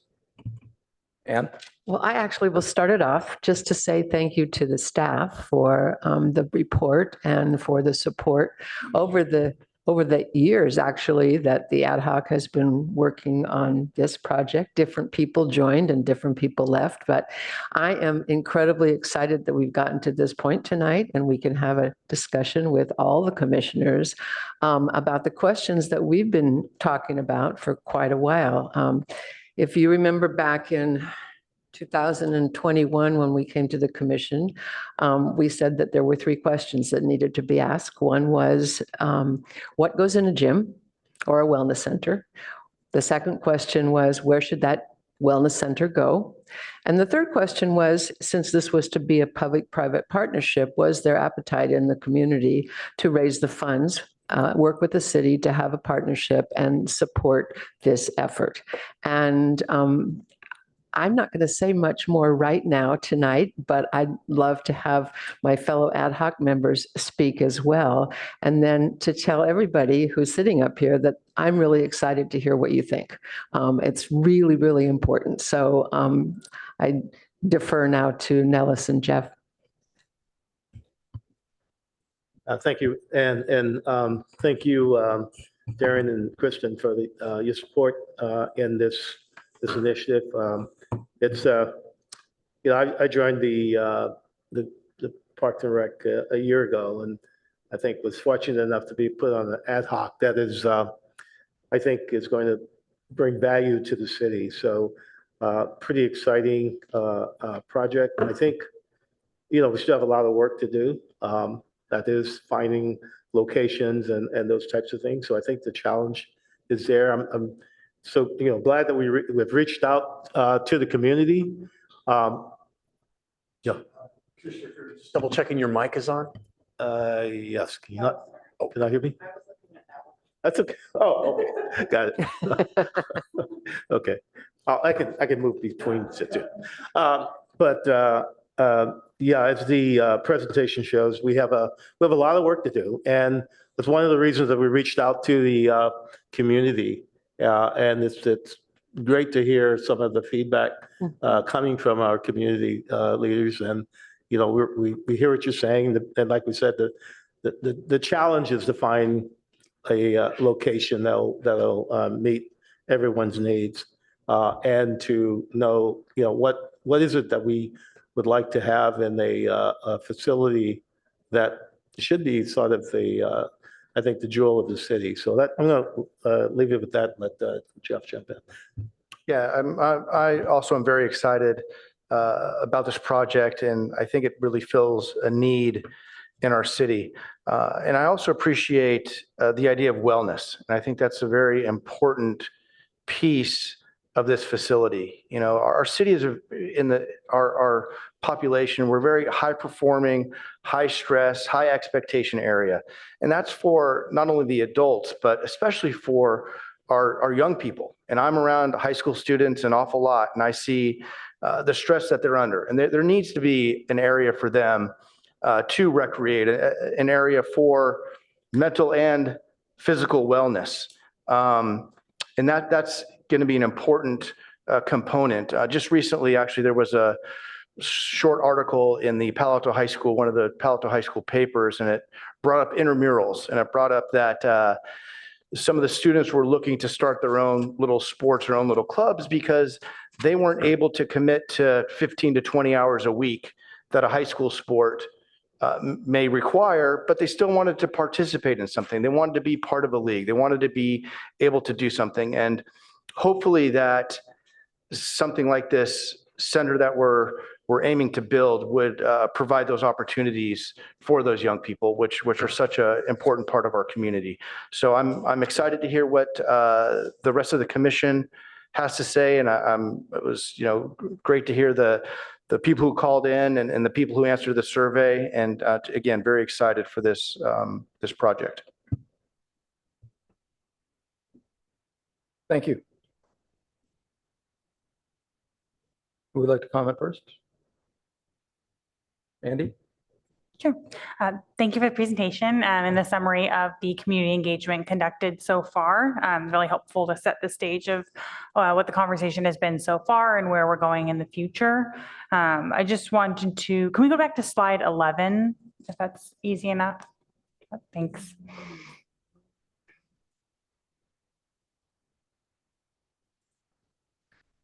I just wanted to echo some of the comments that were made about considerations of programming.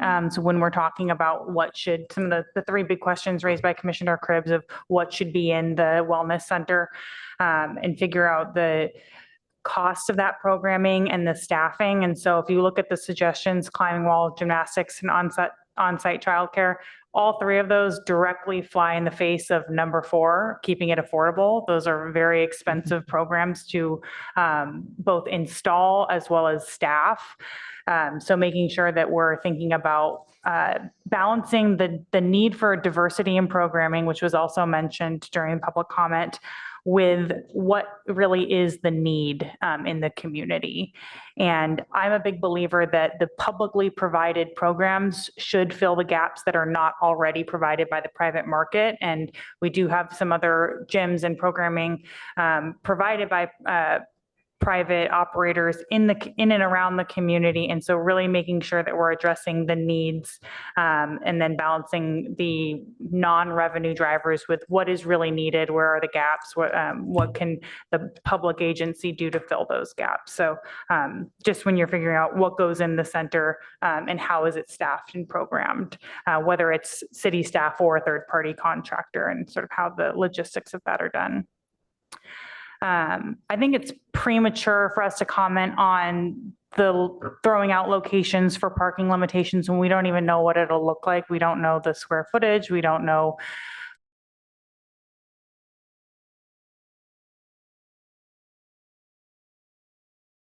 out there. I do want to caution that we don't let that third question of how do we fundraise for it drive the what does it go and what goes in it and where does it go too much, and making sure that we keep the, I think it's a great first step to make sure that we have the community input first before doing that letter of intent, which I think is a logical next step.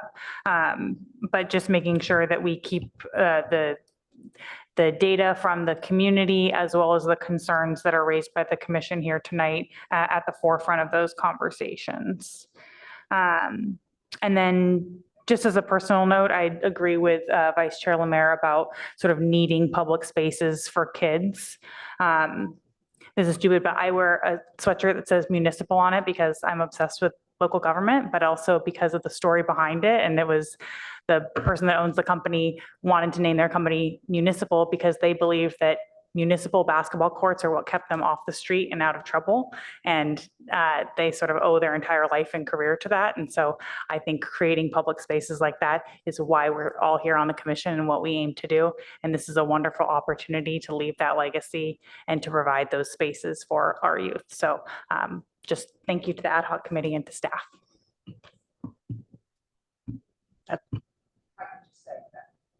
That's a great story. Yeah, we need to keep that story. That's a great, yeah, thank you. Commissioner Oche? Thank you, Chair. I appreciate all the work that has gone into this. And I just wanted to confirm, are these the only concerns we received online? Because I see it's only 4. Thank you for that question. No, these were the concerns we heard repeatedly. There were more, but generally it was based on, like, the top ones were Cubberley, location, and several people were concerned about the YMCA being impacted by that. So I can follow up with additional information on, I could actually provide you the actual comments that we received. I could email those to the commission if you'd like to see those.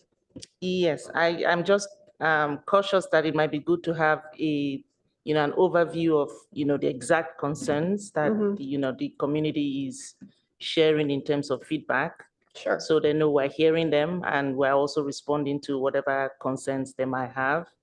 Overall, I believe in the Wellness Center, and I was there at the community event as well, to show my solidarity and also learn more about the project.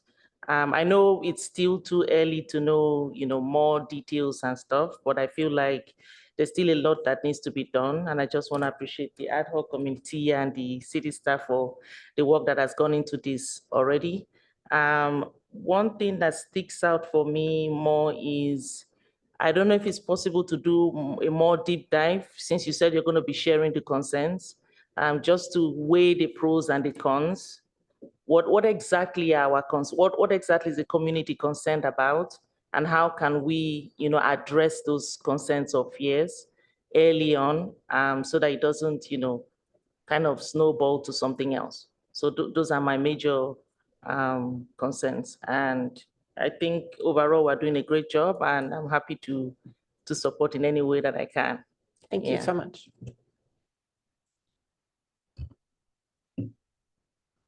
Shani?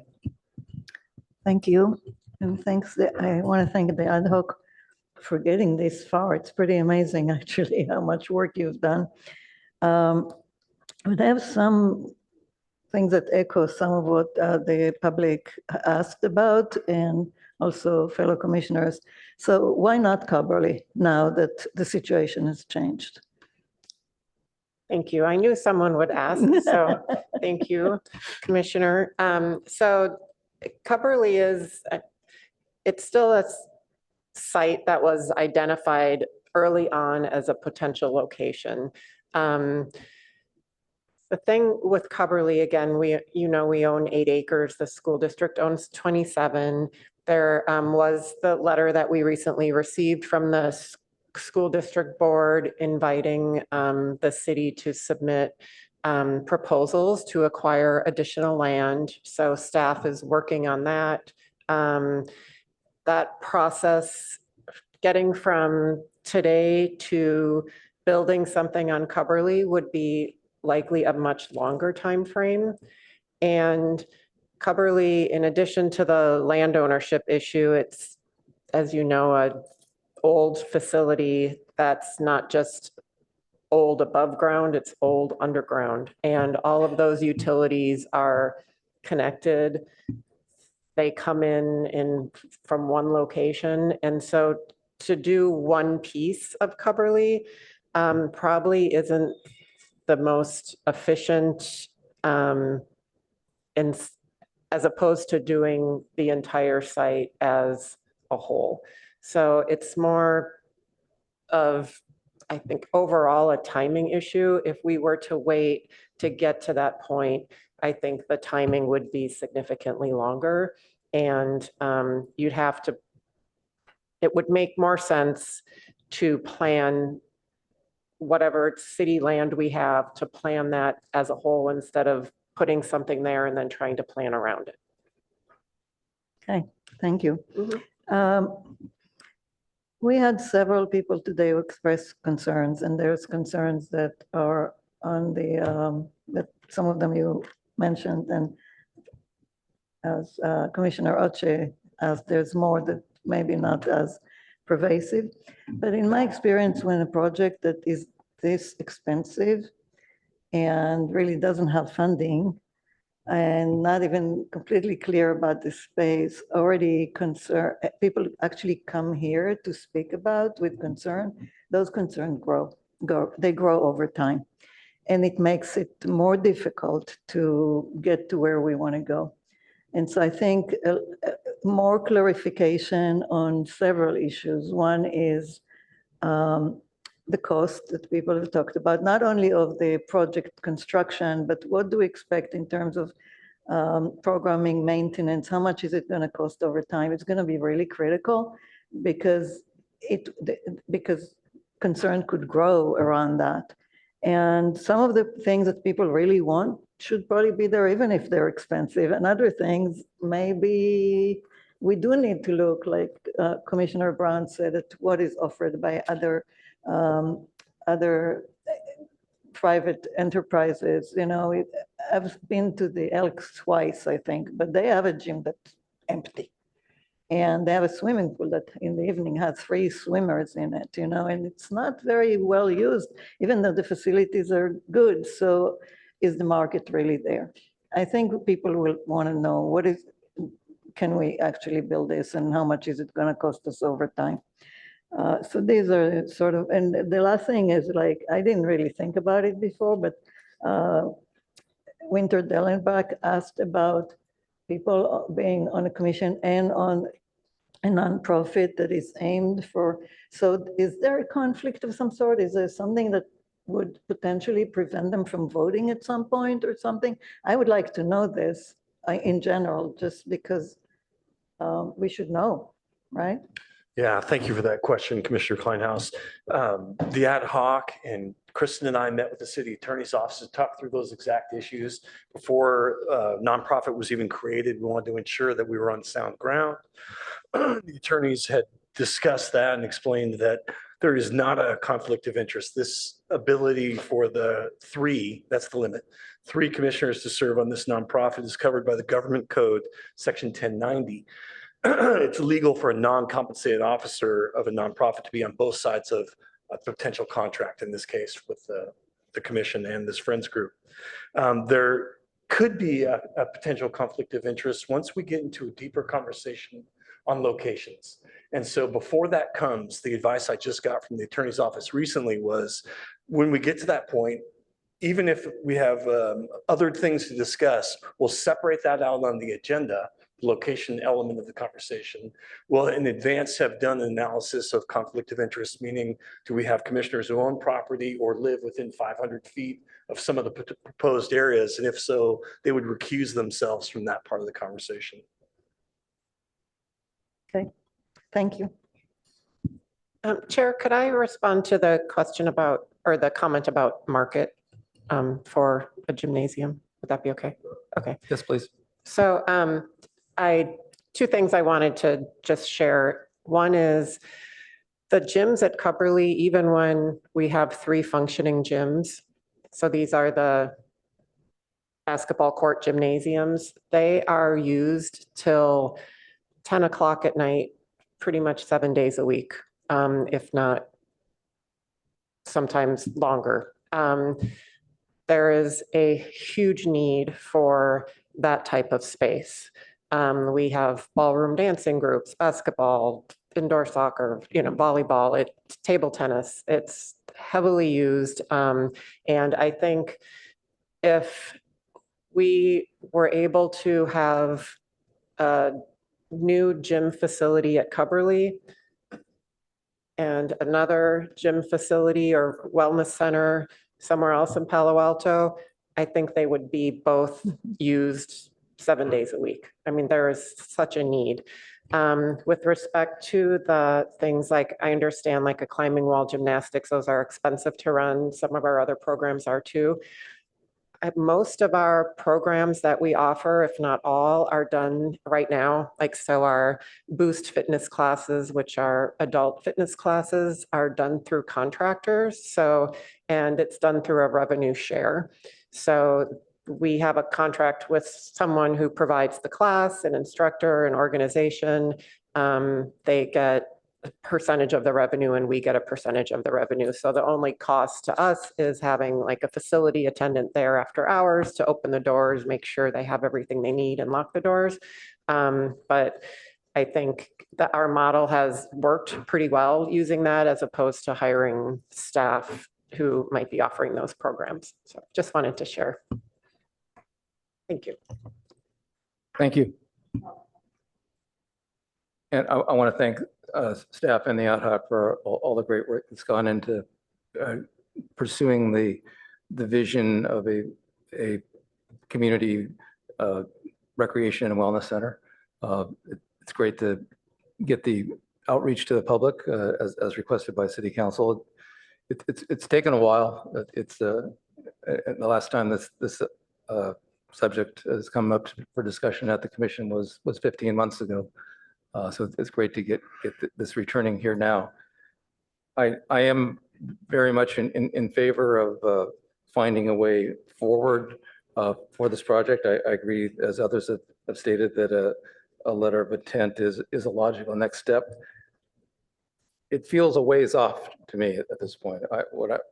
I'm hearing a lot of very high level discussion about this project, but I was hoping to hear a little bit more detail. It has been a long time since things have come back to us. I don't really have a clear understanding of what the project is in terms of how many spaces and rooms we're talking about in a gym, or I don't know if you've gotten to that point. Do you have an idea for how big a footprint in terms of acreage, land that this will require? Do you have projections for how many parking spaces would it be needed for this? I understand the needs for these. I understand that we have a shortage of gym space. I agree that Coverly is not the right space because hopefully we have some gym space at Coverly coming back to us, but we need to add to that and we need to spread it out and diversify somewhere else. But also I'm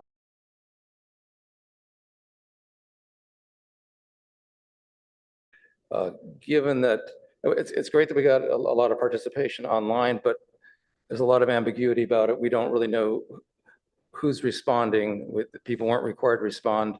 We know the pickleball community is very active and they have great outreach. The fact that there's so much support and call for indoor pickleball space, is that simply a matter of outreach of the pickleball groups saying go respond to the survey? I don't know. So I'm very curious about how we interpret these results. It's great that you got some people showing up to the in-person meeting, but and I know those are tricky, and we always usually want more that show up. Sometimes we're flooded and are surprised by that. So it's a fine line. So those are some initial questions. I don't know if I'd be looking for a response. If you have something now, I have more questions beyond that as well. Chair, I'd like to just offer that, this was, I understand your concerns. I will say this isn't the end of community engagement. This was just starting the conversation, getting the word out, getting people to start thinking. I think some of those, well, and then I'll add too, we are also looking at, while it was in 2017, the Parks and Recreation Master Plan had a lot of community outreach. So it's important to consider that information that was received at that time. And then even when we were doing the Cubberley concept plan a couple of years ago, we have all that data too that I think we can use that to help inform. But again, it's not the end of the community engagement. It's just we're just starting, we're just kicking off the conversation. So a lot more to come. And I think a lot of these comments will then help inform what the inside might look like. Is there a dedicated teen space? We don't know yet. Is there, a special senior, center? Not sure yet. So I think as we continue to do the community engagement, learn more, that will help inform the rest of those questions. And I'll just chime in. And part of the community survey, community outreach, and also the survey, which I think was out there for about a week or so, something like that. It was 3 weeks. Yeah. So Two. that's kind of the initial stage, I think. You have to kind of know where people interests are before you can kind of, I guess, jump to the next level. But I think the fact that listening to the community reach out to us tonight and let us know what their concerns are, taking into consideration the concerns that came out of the survey, I think it's going to at least give us some, input to the next steps as we move forward. So like you said, it's a very early stage, and a lot of the suggestions as to what should go into the recreation center, I mean, there's input that we've received from the community, but I think there's a lot more information that we need to gather going forward. And I might even say that the talk might be that we'll have another community engagement meeting sometime in the future. I wouldn't think that just having just one is going to be all it's going to be.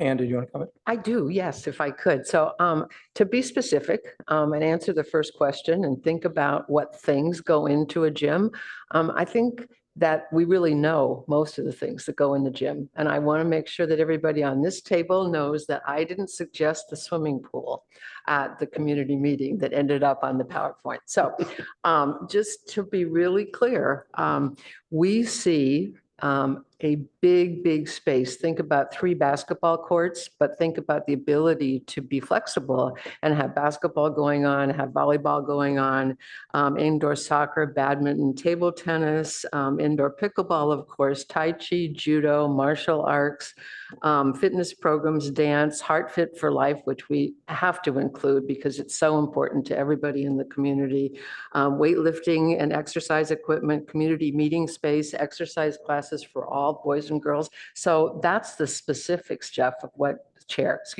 of what goes into a gym at this point. And I would be pretty surprised if there were 10 or 20 more activities that were named. I think that these are really pretty much the ones that we'll end up with. We did survey the city staff and said, hey, what can't you accommodate? What don't you have room for? And these were some of the things that came up. What do people want to rent Lucy Stern for, and that kind of thing. So I think we did a pretty good job of getting those details about what goes in a wellness center. So Thanks. does that help? It helps. I'm not. So I certainly think the feedback we got and kind of the intuitive approach would be to make multiple flexible use spaces and have multiple rooms. I'm not sure why that wasn't presented to us more. I mean, all these ideas, what's stopping, is there a reason why we can't move forward with including the intent to have spaces that would be used for these particular activities? Because I'm not seeing this included anywhere specifically in the presentation or in the staff report that the public and the commission would be able to review. All the ideas that you just mentioned. Okay, I'm confused. What is it that you're suggesting?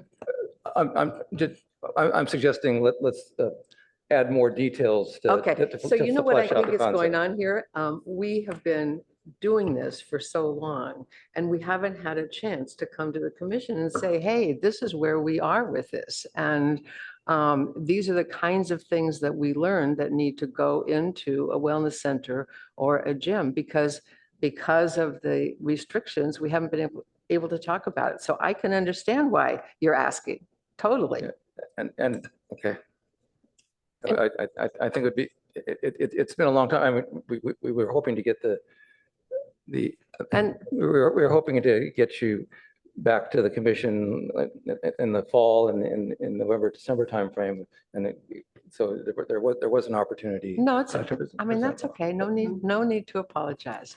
And then Darren, I'm assuming that because of what the city attorney suggested about location, that we're not able to even go through the answers to the second questions, at least that we looked at. You know, I Is think that what only you on the wanna put very it- high, excuse me, only on the very high level. So we wouldn't want to get into pros and cons or that kind of thing at Okay, this but point. would it be appropriate to be able to just name the kinds of, the places that the ad hoc had thought about? Yes, So we can do that? yes. I asked the attorney and he said that on a high level it would be okay. Chair, is that okay with you? I mean, Yes, please. because we really did a lot of kind of blue sky thinking. I mean, there was a thing about the soccer fields being lifted and the gym being put underneath and the soccer field on top of the Mayfield, you know, being up in the air and that kind of thing. And what if we did this and what if we did that? So I'm happy to just, for people's information, to go through the things that we looked at. And I know Jeff was part of that original, our Commissioner Lemaire was part of the original, so we could do that if that's appropriate. If it's not appropriate, we shouldn't do it today. So what do you think?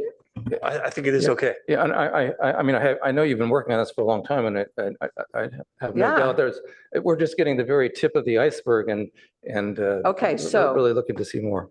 Not in any order of importance. And remember, Keith Reckdahl was on this group too. We talked about Mitchell Park by the skate bowl, or not the skateboard, by the bowl where we do the programs during the chili cook-off and that kind of thing. We talked about Greer Park because it was 22 acres and because there were some thought that it was underutilized.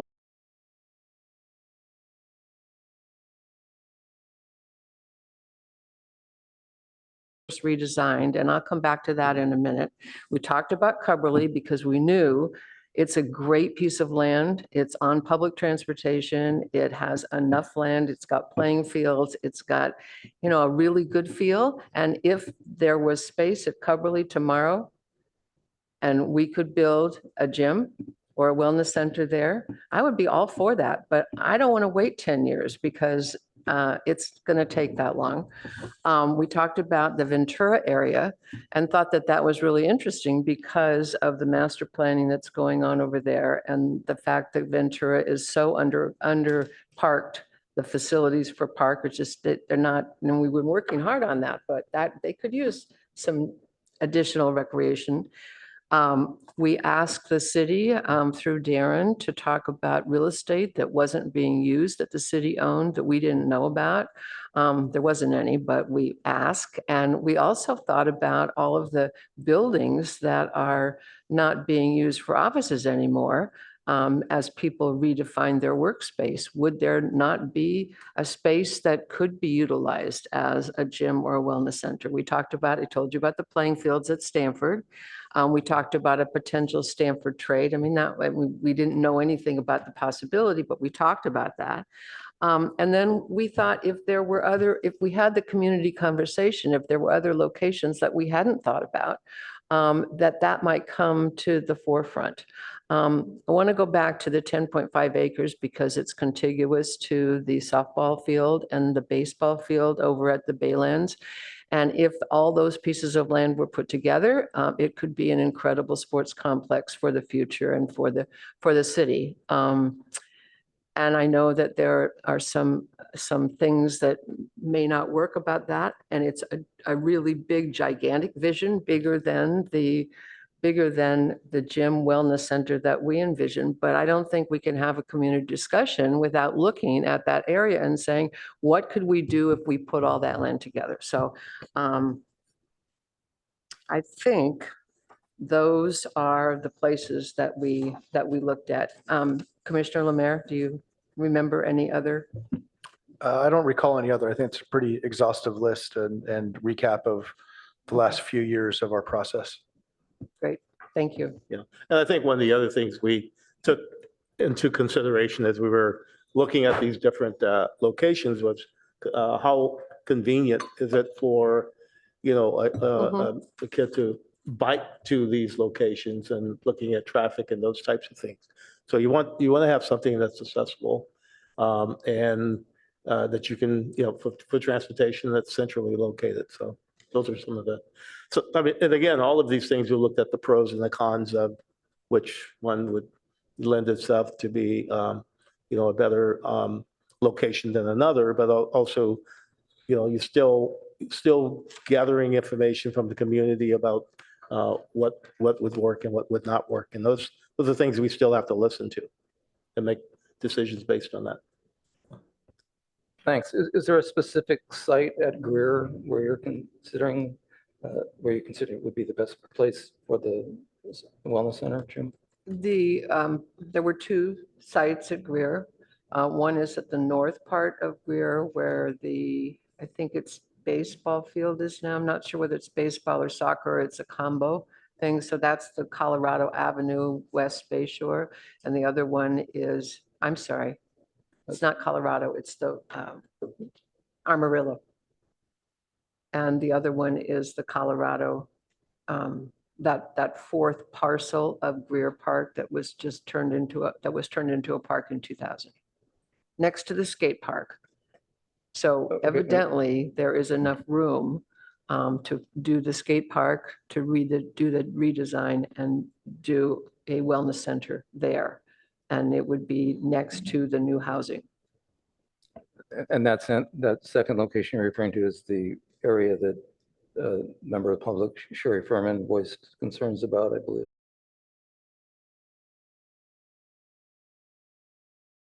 I'm sorry, what'd you call that area? Yeah, referenced as Scott Meadow. Scott Meadow, okay. Yeah, or phase 4 of the development of Greer. And so if the gym did end up going in that area, could there be some mitigation to recreate a memorial somewhere else? Yeah, we'd have to put our heads Yeah, together and think about how to do that. Within the realm of possibility. Thanks. So a few other things, just, I agree with some comments for the public that parking and transit are significant concerns at Greer. And they're going to be significant concerns no matter where we go.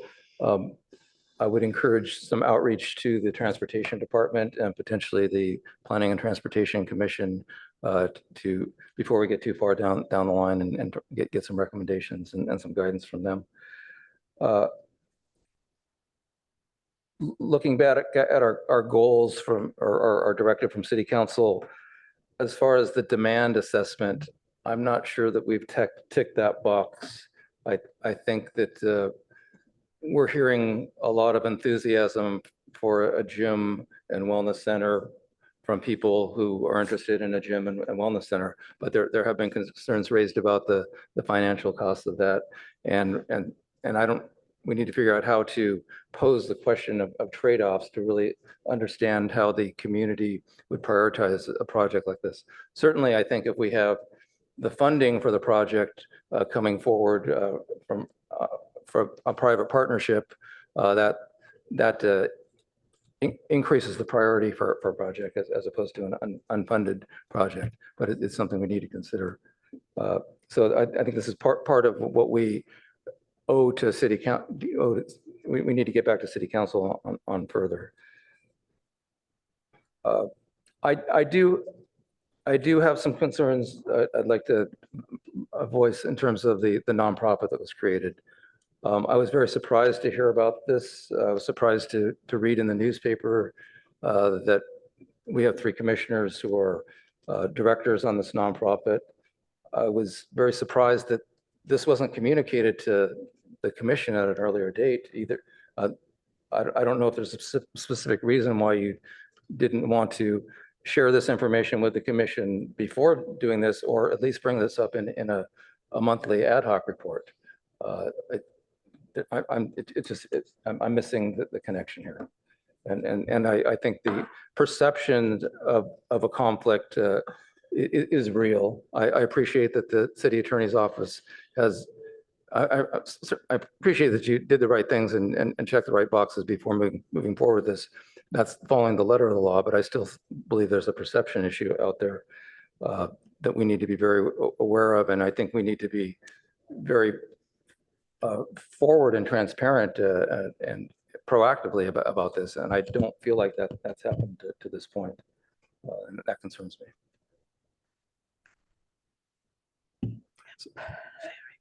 I don't know if there's a specific reason for that or not. I would say I certainly appreciate your perspective, Chair. And I think that perhaps we made an assumption that we talked before at the commission meeting about a public-private partnership. We talked about the junior museum as a model that we were looking at. And then we spoke to the city staff about talking to the attorneys, and Darren brought it up, and we had a meeting last summer. And after that, I just didn't think about it anymore.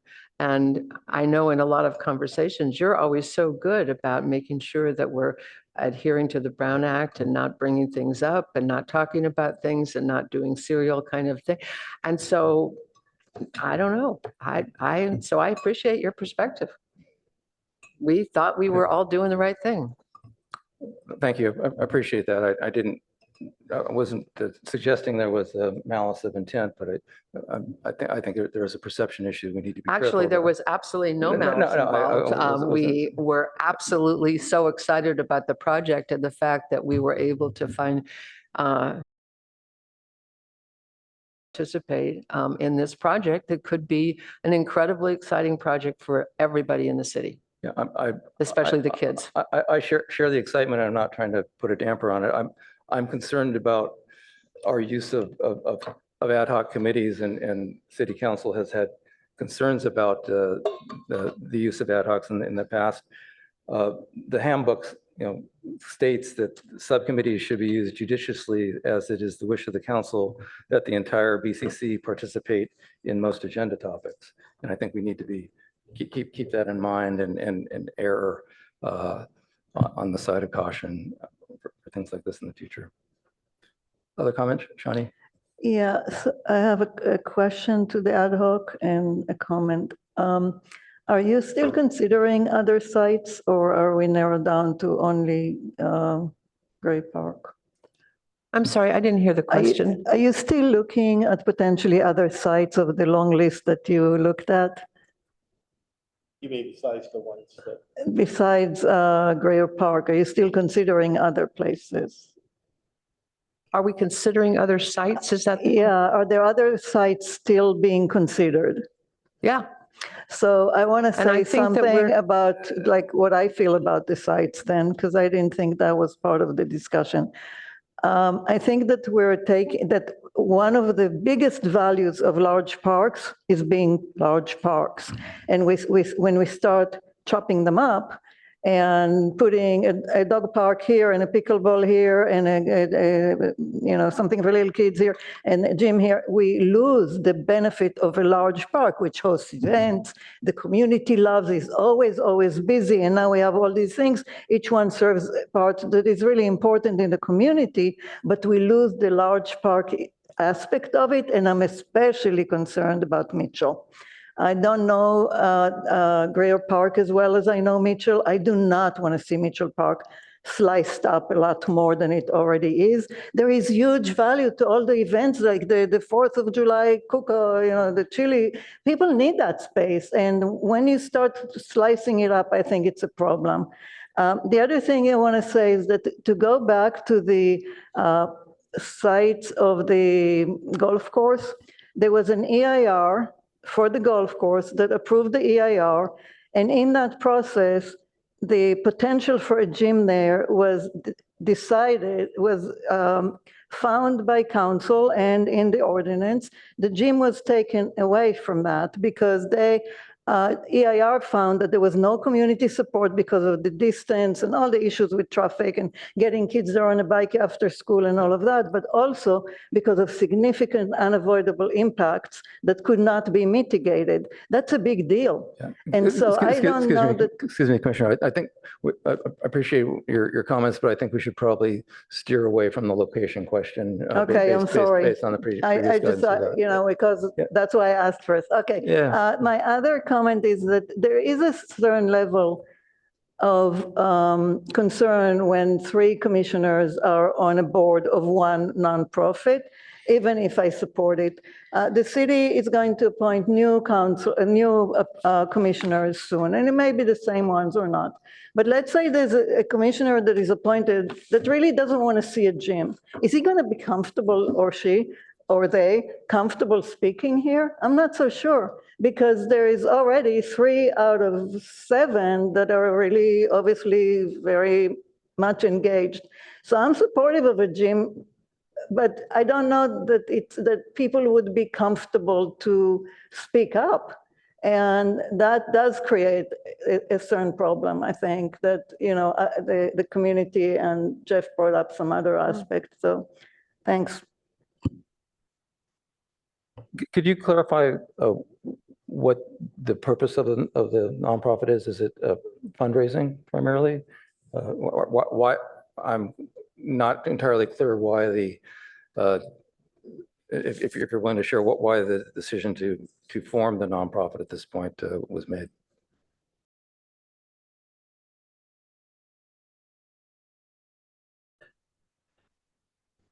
Advocate and ultimately fundraise for a recreation wellness center for the community. Thank you. So where do we go from here? Well, the letter of intent has been suggested. I think that's a fine idea, but I think it's up to the whole of the commission to see, and the staff. I think the letter of intent is the next step to council. I'm wondering if there's something we need to do more of before we get there. I'm not quite sure I have an answer for you tonight. You know, Commissioner Kleinhaus's comments about location made me think, well, maybe do we need to come back and just have a session on potential location? Should we be doing something else? I'm just not sure yet. I'm very open to suggestions. I'm worried about, I think the letter of intent is important. I'm also worried about going too soon. Sure. So obviously we need to come back to the commission at a later date for an action for a letter of intent that's not agendized today. I think maybe this would be a good opportunity to see if our liaison, Vice Mayor Stone, would like to comment. Thanks, Chair Greenfield. Been a really fascinating discussion. Interested to hear the community feedback and just the questions asked by the commissioners and the back and forth there. So this has been helpful. Do agree with, I think it'd be a good idea to have a deeper dive into the discussion and flush that out a little more. There's a lot of positives with Greer Park, but I can see a lot of concerns, and those have already been addressed by the community. And I think having maybe a session really dedicated to that would be helpful. I would envision that's going to be probably one of the biggest issues if this were to come before council, is a discussion on that location. And I'd imagine there'd be a lot of interest in any proposed alternatives and why or why not those wouldn't work. Really appreciate all the work that the ad hoc has done. I know this has been a massive lift, so great to see how far this has come. I won't weigh in on kind of the discussion of the nonprofit, but I do think just process wise, I think it seems just beneficial to have more communication whenever possible, and so kind of agree with some concerns about commissioners not hearing about the about the nonprofit until they read about it in the paper. I think better communication during commission meetings, maybe during commissioner announcements could be helpful, and maybe some more routine check-ins with this ad hoc kind of publicly within these commission meetings. Kind of surprised me the 15 months since this was last brought back before the commission. And I think this is one of the issues that this commission is going to deal with that is probably going to get some of the most public interest over the next 12 to 18 months and council interest. And it's going to be just a massive project with a big price tag. And so I think the more we can do on this, the better. But again, appreciate all the work. I'm excited for this. I think it's headed in the right direction and looking forward to seeing it come towards us. So thanks. Thank you. Appreciate your comments that you've shared with us and help us find some direction here. One suggestion I would make at this point is for the ad hoc to go back and look at the specific requests from City Council last year, the directive for staff and the commission to provide feedback and make sure that we've checked all those boxes as a first next step. I agree. I think we're going to need at least 2 meetings before we would have the letter of intent ready to go. We need at least one preliminary meeting and then a meeting where we have an action for the letter. So we have some time to keep moving on forward on this. I would hope that we could meet more often and speed up our timelines. That's fair enough. But to suggest, I would love to have us have, as you guys say, a deep dive into locations and pros and cons as soon as the attorney, passes whatever they need to decide. Because I think that there are a lot of smart people in this community, and there are a lot of people who know where there's spaces, and there may be spaces out there to have a wellness center that we don't even know about. And I think that would be really, really critical. So that and the letter of intent is going to be critical because there aren't any funders in our community or any place else who are going to do much without support from the city council. So location and potential funding is really important. And I appreciate not 15 months from now. Thank you. Thank you. And thanks.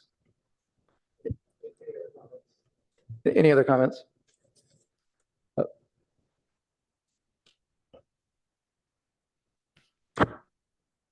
Okay. Thank you for bringing this to us, and we'll look forward to hearing more on this soon.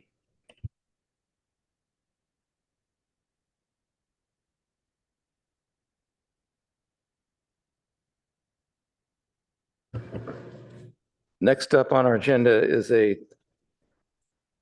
work plan review and planning discussion. Let me find my notes on that.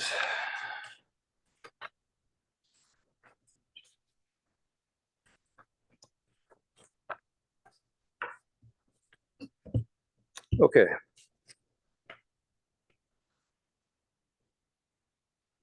This is the last meeting for this, the term of this commission. It's actually been a longer term than usual with the extension of a end date of the appointments from December 15th to March 31st. I wanted to review some of the end of term work that we have in front of us, and particularly regarding the work plan, our 2022-23 work plan, wrapping that up.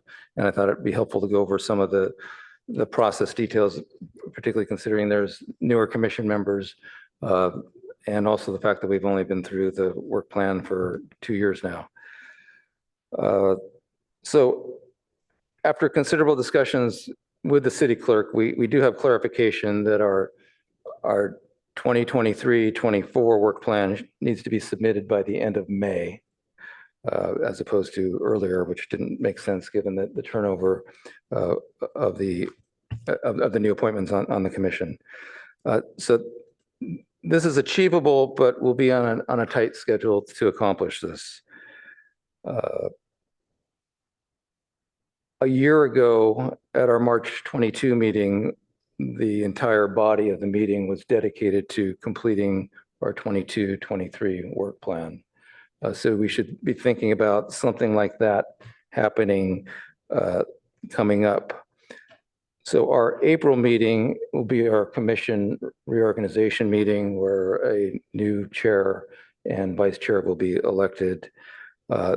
Then we typically follow that by having our annual retreat.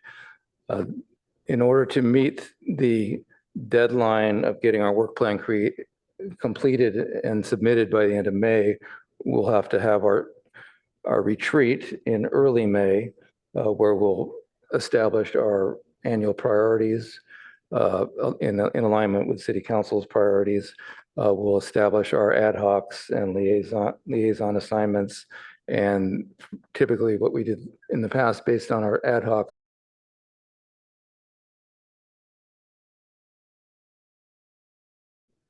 early May, and that's why the notifications have gone out already, trying to come up with a projected date for our annual retreat, even though we don't know exactly who's going to be on the commission based on when the appointments are made by City Council, which I understand is probably going to happen later in April, hopefully before our April commission meeting.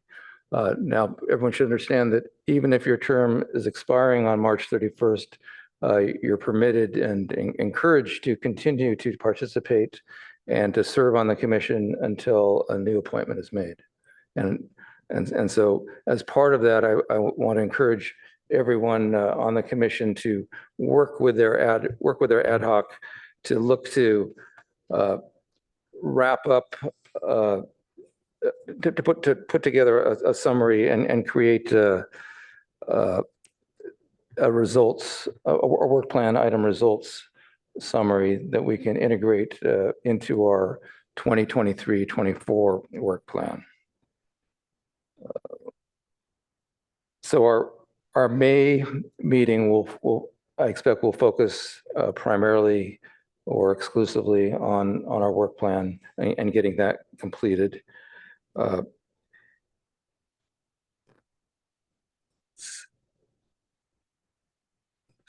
to follow my notes here. What we did last year for our work plan, Darren, can you pop up our current work plan? So according to the BCC manual, work plans should include an annual report on the results of the prior year plan. The way we interpret that after a fair amount of discussion amongst the commission is at the beginning. This is our.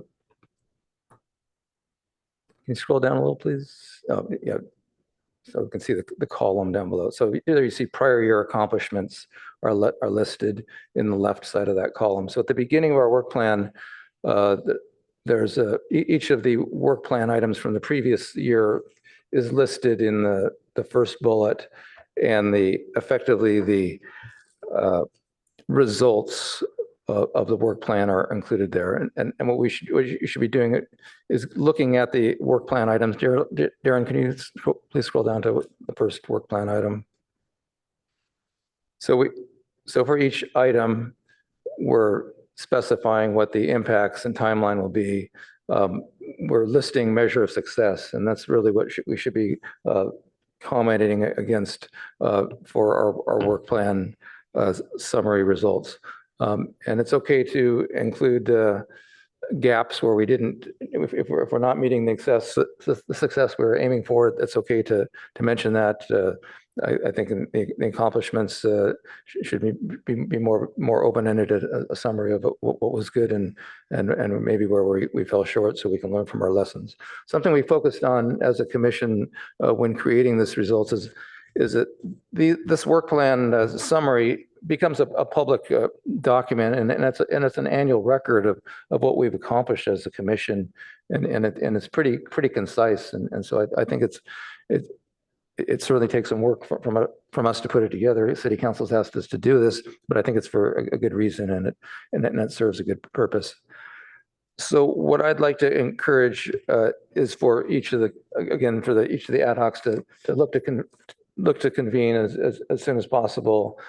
Take a look at your work plan item from the previous year, and work to put together your results summary that would go in the top section of this. And if we can get this done before we jump into our retreat and setting our priorities and all the other things that take a lot more time, it'll help us get a little bit that much further ahead of the game, and help us get our work plan completed by the end of May. Any questions or comments on this? Is this helpful? Yeah, just one comment would be to try to, as an ad hoc, dive deep into these project goals, in that the meeting can become very inefficient when we bring these goals to the commission we end up workshopping them a lot in the commission. I think we can be much more efficient in our time now that we've had a chance to do this the last year, and perhaps talking about that at the retreat, and thinking about how we can really be efficient with that May meeting with these. Absolutely. I mean, going through the process of looking at what you've set 1 year as your measurement of success, and then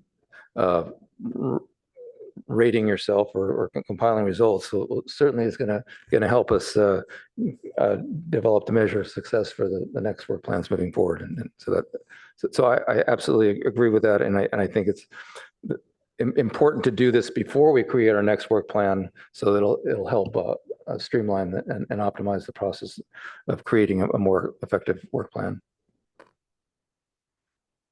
One other thing I wanted to note is also included in the BCC manual is that a desire to include metrics of community involvement and participation in meetings and activities. And so this is going to be not the easiest part of our work plan annual report, but to the extent possible, we'll need to draw on some assistance from staff on this as well. But for each ad hoc, we should try to note the number of meetings we've had, to the extent possible, note the number of participants, go through and look at the minutes and see how many speakers there have been for these items when they've come to the commission. I think these would be helpful metrics to include. I'm interested in staff's thoughts on that, if they think that this is something that we should go to the effort to doing. It won't be easy for any of us, but yeah, maybe staff could take a first look at that and perhaps try one and see how long it takes, if we can come up with some really relevant and meaningful, significant data, and then replicate that across the board for the different ad hocs. Yeah, meaningful and significant are really key words to use here. Let's try to avoid spinning our wheels for the sake of spitting something out, but let's try and see if we can find something that's useful here.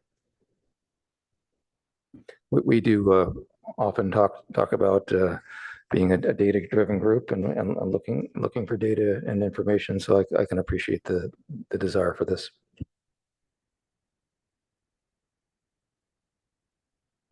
Any other comments?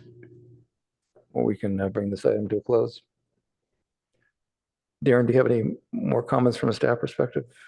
No, I think you covered it well, Chair. Thanks. I guess I have one question. Would this be the time where we would discuss the moving existing ad hocs to liaison role, or dissolving, or even the creation of new ones if there was a need for that? I believe that was the case last year, so that can be proposed to council, just to clarify for the group. So we should make those decisions at a retreat, but certainly beforehand, the ad hoc can make a recommendation if they see. Actually, that brings up a really good point. The ad hocs can be proactively looking to identify what appropriate tasks would be for a follow-up ad hoc if that applies. For some, in some cases it'll apply, in some cases it won't. We know that we're going to want to continue doing something for a wellness center and recreation gym. We know that for the website update, that would probably be something appropriate to fold into a liaison role. So I think it would be appropriate for each of the ad hocs to have a recommendation in mind of what would be appropriate for the next year. And then as a body, as a commission, we did make a decision on that. Okay, Does that follow?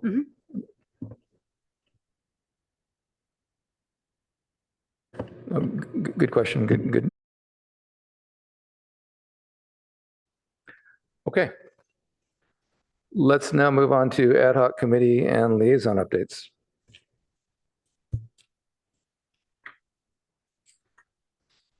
Who would like to start? Who would like to share? I can start. Thank you. So I have had a meeting, well, Phil, as a Phil left on, I haven't had a chance to connect with individuals, I guess, from the baseball and softball community. I did get, I do know that there's some initiatives that were being planned, but the rain has sort of delayed some of those projects, such as doing some of the infill work and so forth. So a lot of these things in communications with Mark from your team, Ribeiro, yeah. indicated that you know, the rain has sort of put the back on some projects. They pretty much have to wait until the field's dry in order for to do some of the mowing, and so we all know that we never know when the rain's going to stop. So you kind of have to wait for some solid sunshine for things to normalize. So, but it seems like the baseball folks are. He's doing a good job of communicating with them and keeping them in the loop of what's going on. So that's a good thing. As far as golf, I met with Lom last week, and some of the participation in the golf has been affected by the bad weather, of course, and he's been stunned by other projects in the city with some of the emergency issues that's going down. And I think, as Darren just said, he's still waiting to hear back from the water board. So he followed up with that. I think it was about 3 or 4 weeks ago. So he doesn't want to be, right now they've got just as many things going on as the city does. So, he's on top of it. And that when we meet, we talk about what's going on with that. So I think we're in good shape there. And that's pretty much all I have. Thank you. Others?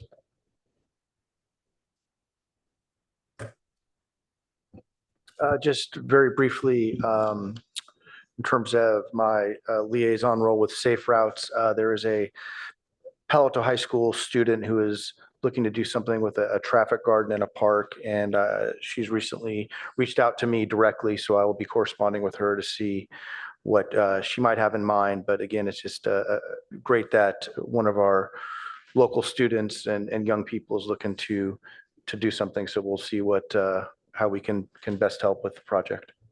Can you say a little bit more about the potential project? So it's a traffic garden, which is something that helps younger kids learn how to ride bikes and learn how to make some decisions on the roads. And some of it was brought up in that during the pandemic, there were a whole cohort of students who missed out on their bike rodeo in their elementary school. And so this student thought one project could be to do something like that in a park that would allow young people to be able to learn bike safety and of course, with the number of youth bicycle riders we have in our city, I think could potentially be a great project. That's great. And is the transportation department involved with that at all? Yeah, Safe Routes is who put me in touch with Okay. the student. Great. So the Rec Opportunities Ad hoc, we did have an update from Sam, who, the skate park young man who has been working with his designer. And I believe they're getting close to having some designs to show to the staff. I don't know whether Darren has any more information, but that's as much as we know. And he seems to be pretty happy about the way things are going. And he did have a skateboard people to get their opinions about different things. So it's good. So it's moving along, I guess we should say.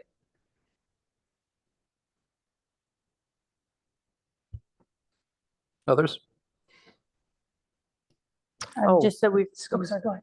Yeah, for the marketing sort of committee, we have not done very much in the last month. We tried to have a couple meetings, but we couldn't really get together. And two of the things that are on our agenda are the ability to use the Enjoy catalog space for something to announce about park and recreation, or either the commission or something that's going on or something like that. So we have to redouble our efforts to put together a schedule now that we know that the Enjoy is available to us, which is great. And we have a opportunity to use a designer. And so we'll work on that. But we missed the mark there for one of the quarters, so we didn't have anything this time. Great.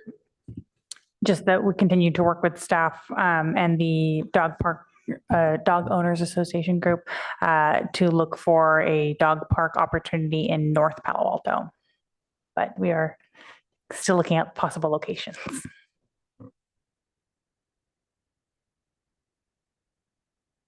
Thank you.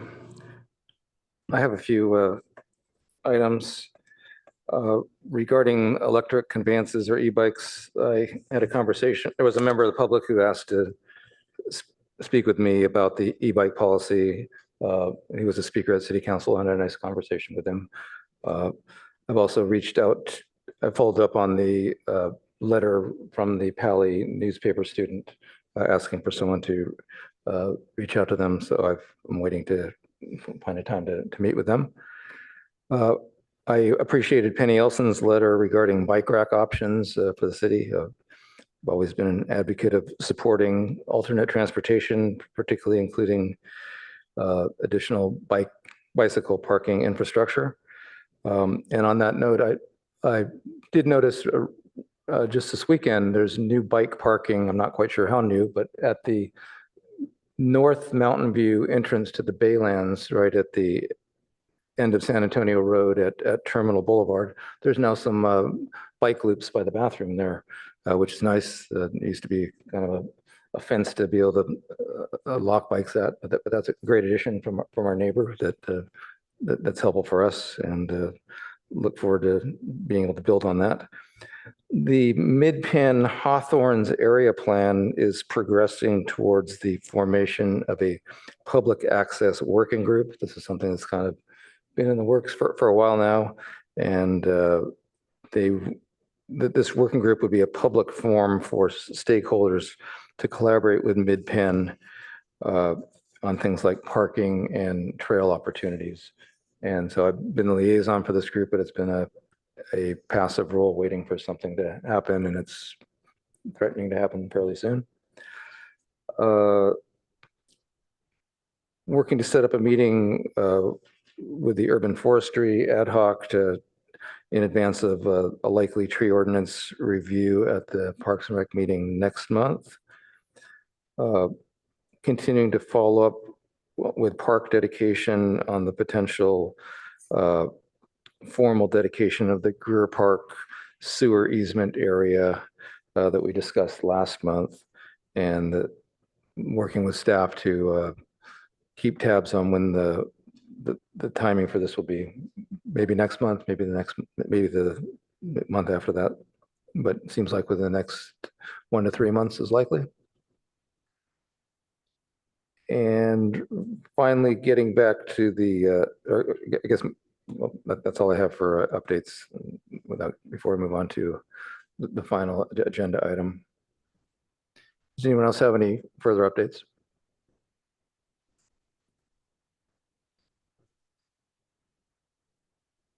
Okay, now moving on to the final item, which is Commissioner Board Member questions, comments, announcements, and future agenda items. Anyone have any questions, comments, difficulties? I will comment. I will note that based on the doodle poll that was sent out regarding scheduling a retreat, which we've typically had on Fridays, the best time that everyone seems to be acceptable to everyone is Friday, May 12th from 12 to 4 p.m. So that's our target right now. This won't be finalized until a new chair is named and the members of the body are appointed. But that's our tentative working date. If I know that some of you are not available all day that day, I think it would be helpful if you could just email staff with what time you're available between around the 12 and 4 window. So if it's from 10 to 5 or if it's just from 12 to 4, if you could just clarify to staff what your full time availability window is on that day, that would be helpful. And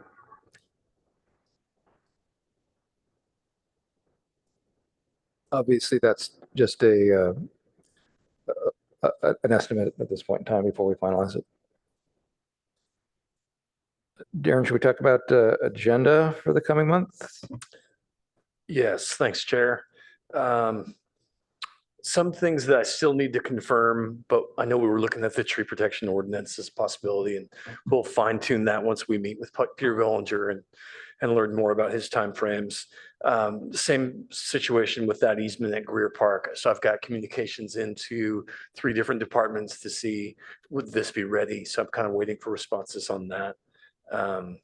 Those are the 2 big ones that we were looking at. And we will, of course, have our reorganization at the beginning Yes. of our April meeting. And then for May, work plan is front, center, middle, and I don't know if that we'll have time for anything else. We'll have a better idea of that after our retreat and see where we are on that. And also part of that depends on the progress we make on our wrap up of our 2022-23 work plans that we talked about earlier. If there's something on a North Palo Alto Dog Park coming up in the May timeframe, that might be something that we could squeeze in. Also, we talked, no optimism there. Okay. Any chance that Foothills Nature Preserve presentation would be available to move into April? No, I don't think that April is possible. Maybe May, and I'll talk to Public Works about that. Okay. Yeah, it'd be good to get that lined up soon. Any other suggestions or requests for agenda items from commission members?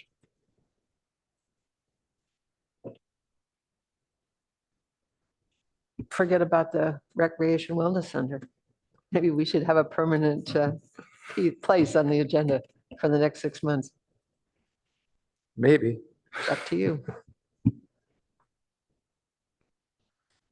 We're certainly interested in getting updates and during the ad hoc update, and certainly as soon as you're ready to come back to us with a further discussion, hopefully within the next 3 months or so. It seems like June might be good to target for that. I don't think that I'm guessing you're not going to be ready to come back next month. May is pretty full with the work plan, so June could be a good target.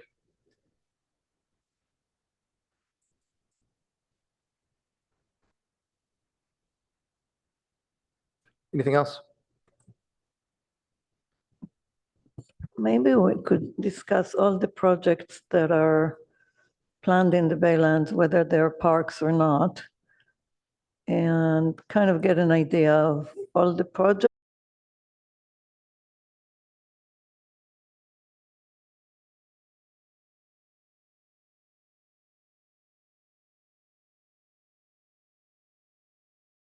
touch this elephant in different points, and it would be nice to have sort of an overall view of what's going on.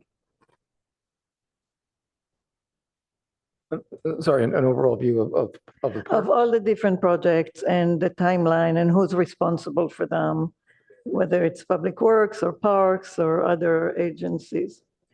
At the Baylands or? Yeah, there is the safer levy, there is the horizontal levy, there is the, I don't know all the projects, I just know some of them. And then there's also like routine operations and of the landfill and everything. And I think kind of getting a view of all the stuff that's going on in the Baylands and all the different city departments involved would be of interest to me anyway. I don't know about everybody else. No, I appreciate what you're saying, and I know in discussions we had with Sam Englage about the horizontal levy project, where we did raise the issue of making sure there was a coordination with the Baylands Tide Gate replacement project, which is evolving, and also with the sewer line replacement project. So that, I don't know if that, Darren, does that seem like something that would be confined enough to include in the staff report? I can certainly try. Maybe that's a good starting place. I can come up with a list of them, the timeframes, who's running it. Yeah, I'll give that a shot, and then we can do more. And if you can include things that are routine, like the landfill operations, you know, the things that are going on all the time, but they really have restrictions on what other things can happen. Like you can't really put a tree on the landfill. I would love to have more of them, right? So I think things like that would, a little bit of what's going on there on routine and then projects that are happening. Yep. And related to that kind of line of thinking, as you're tying off your work plans, also start thinking about what your priorities are for the next session. What items you'd like to include in a work plan, and put more thought into what new work might be worth considering. It's easier to consider how to follow up with the next step of some existing projects, but what else are we missing, or what else is of interest to you? What else do we want to do? On that note, before I close the meeting, I'm going to reach out one more time to our council liaison. Greer, anything you'd like to add or share? No, just I know you're all aware, Monday night, the Measure East site was back before City Council. And yeah, appreciate all the work that you all do. Thank you. See you then. Thank you. With that, I'll call this meeting to a close. Thanks, everyone.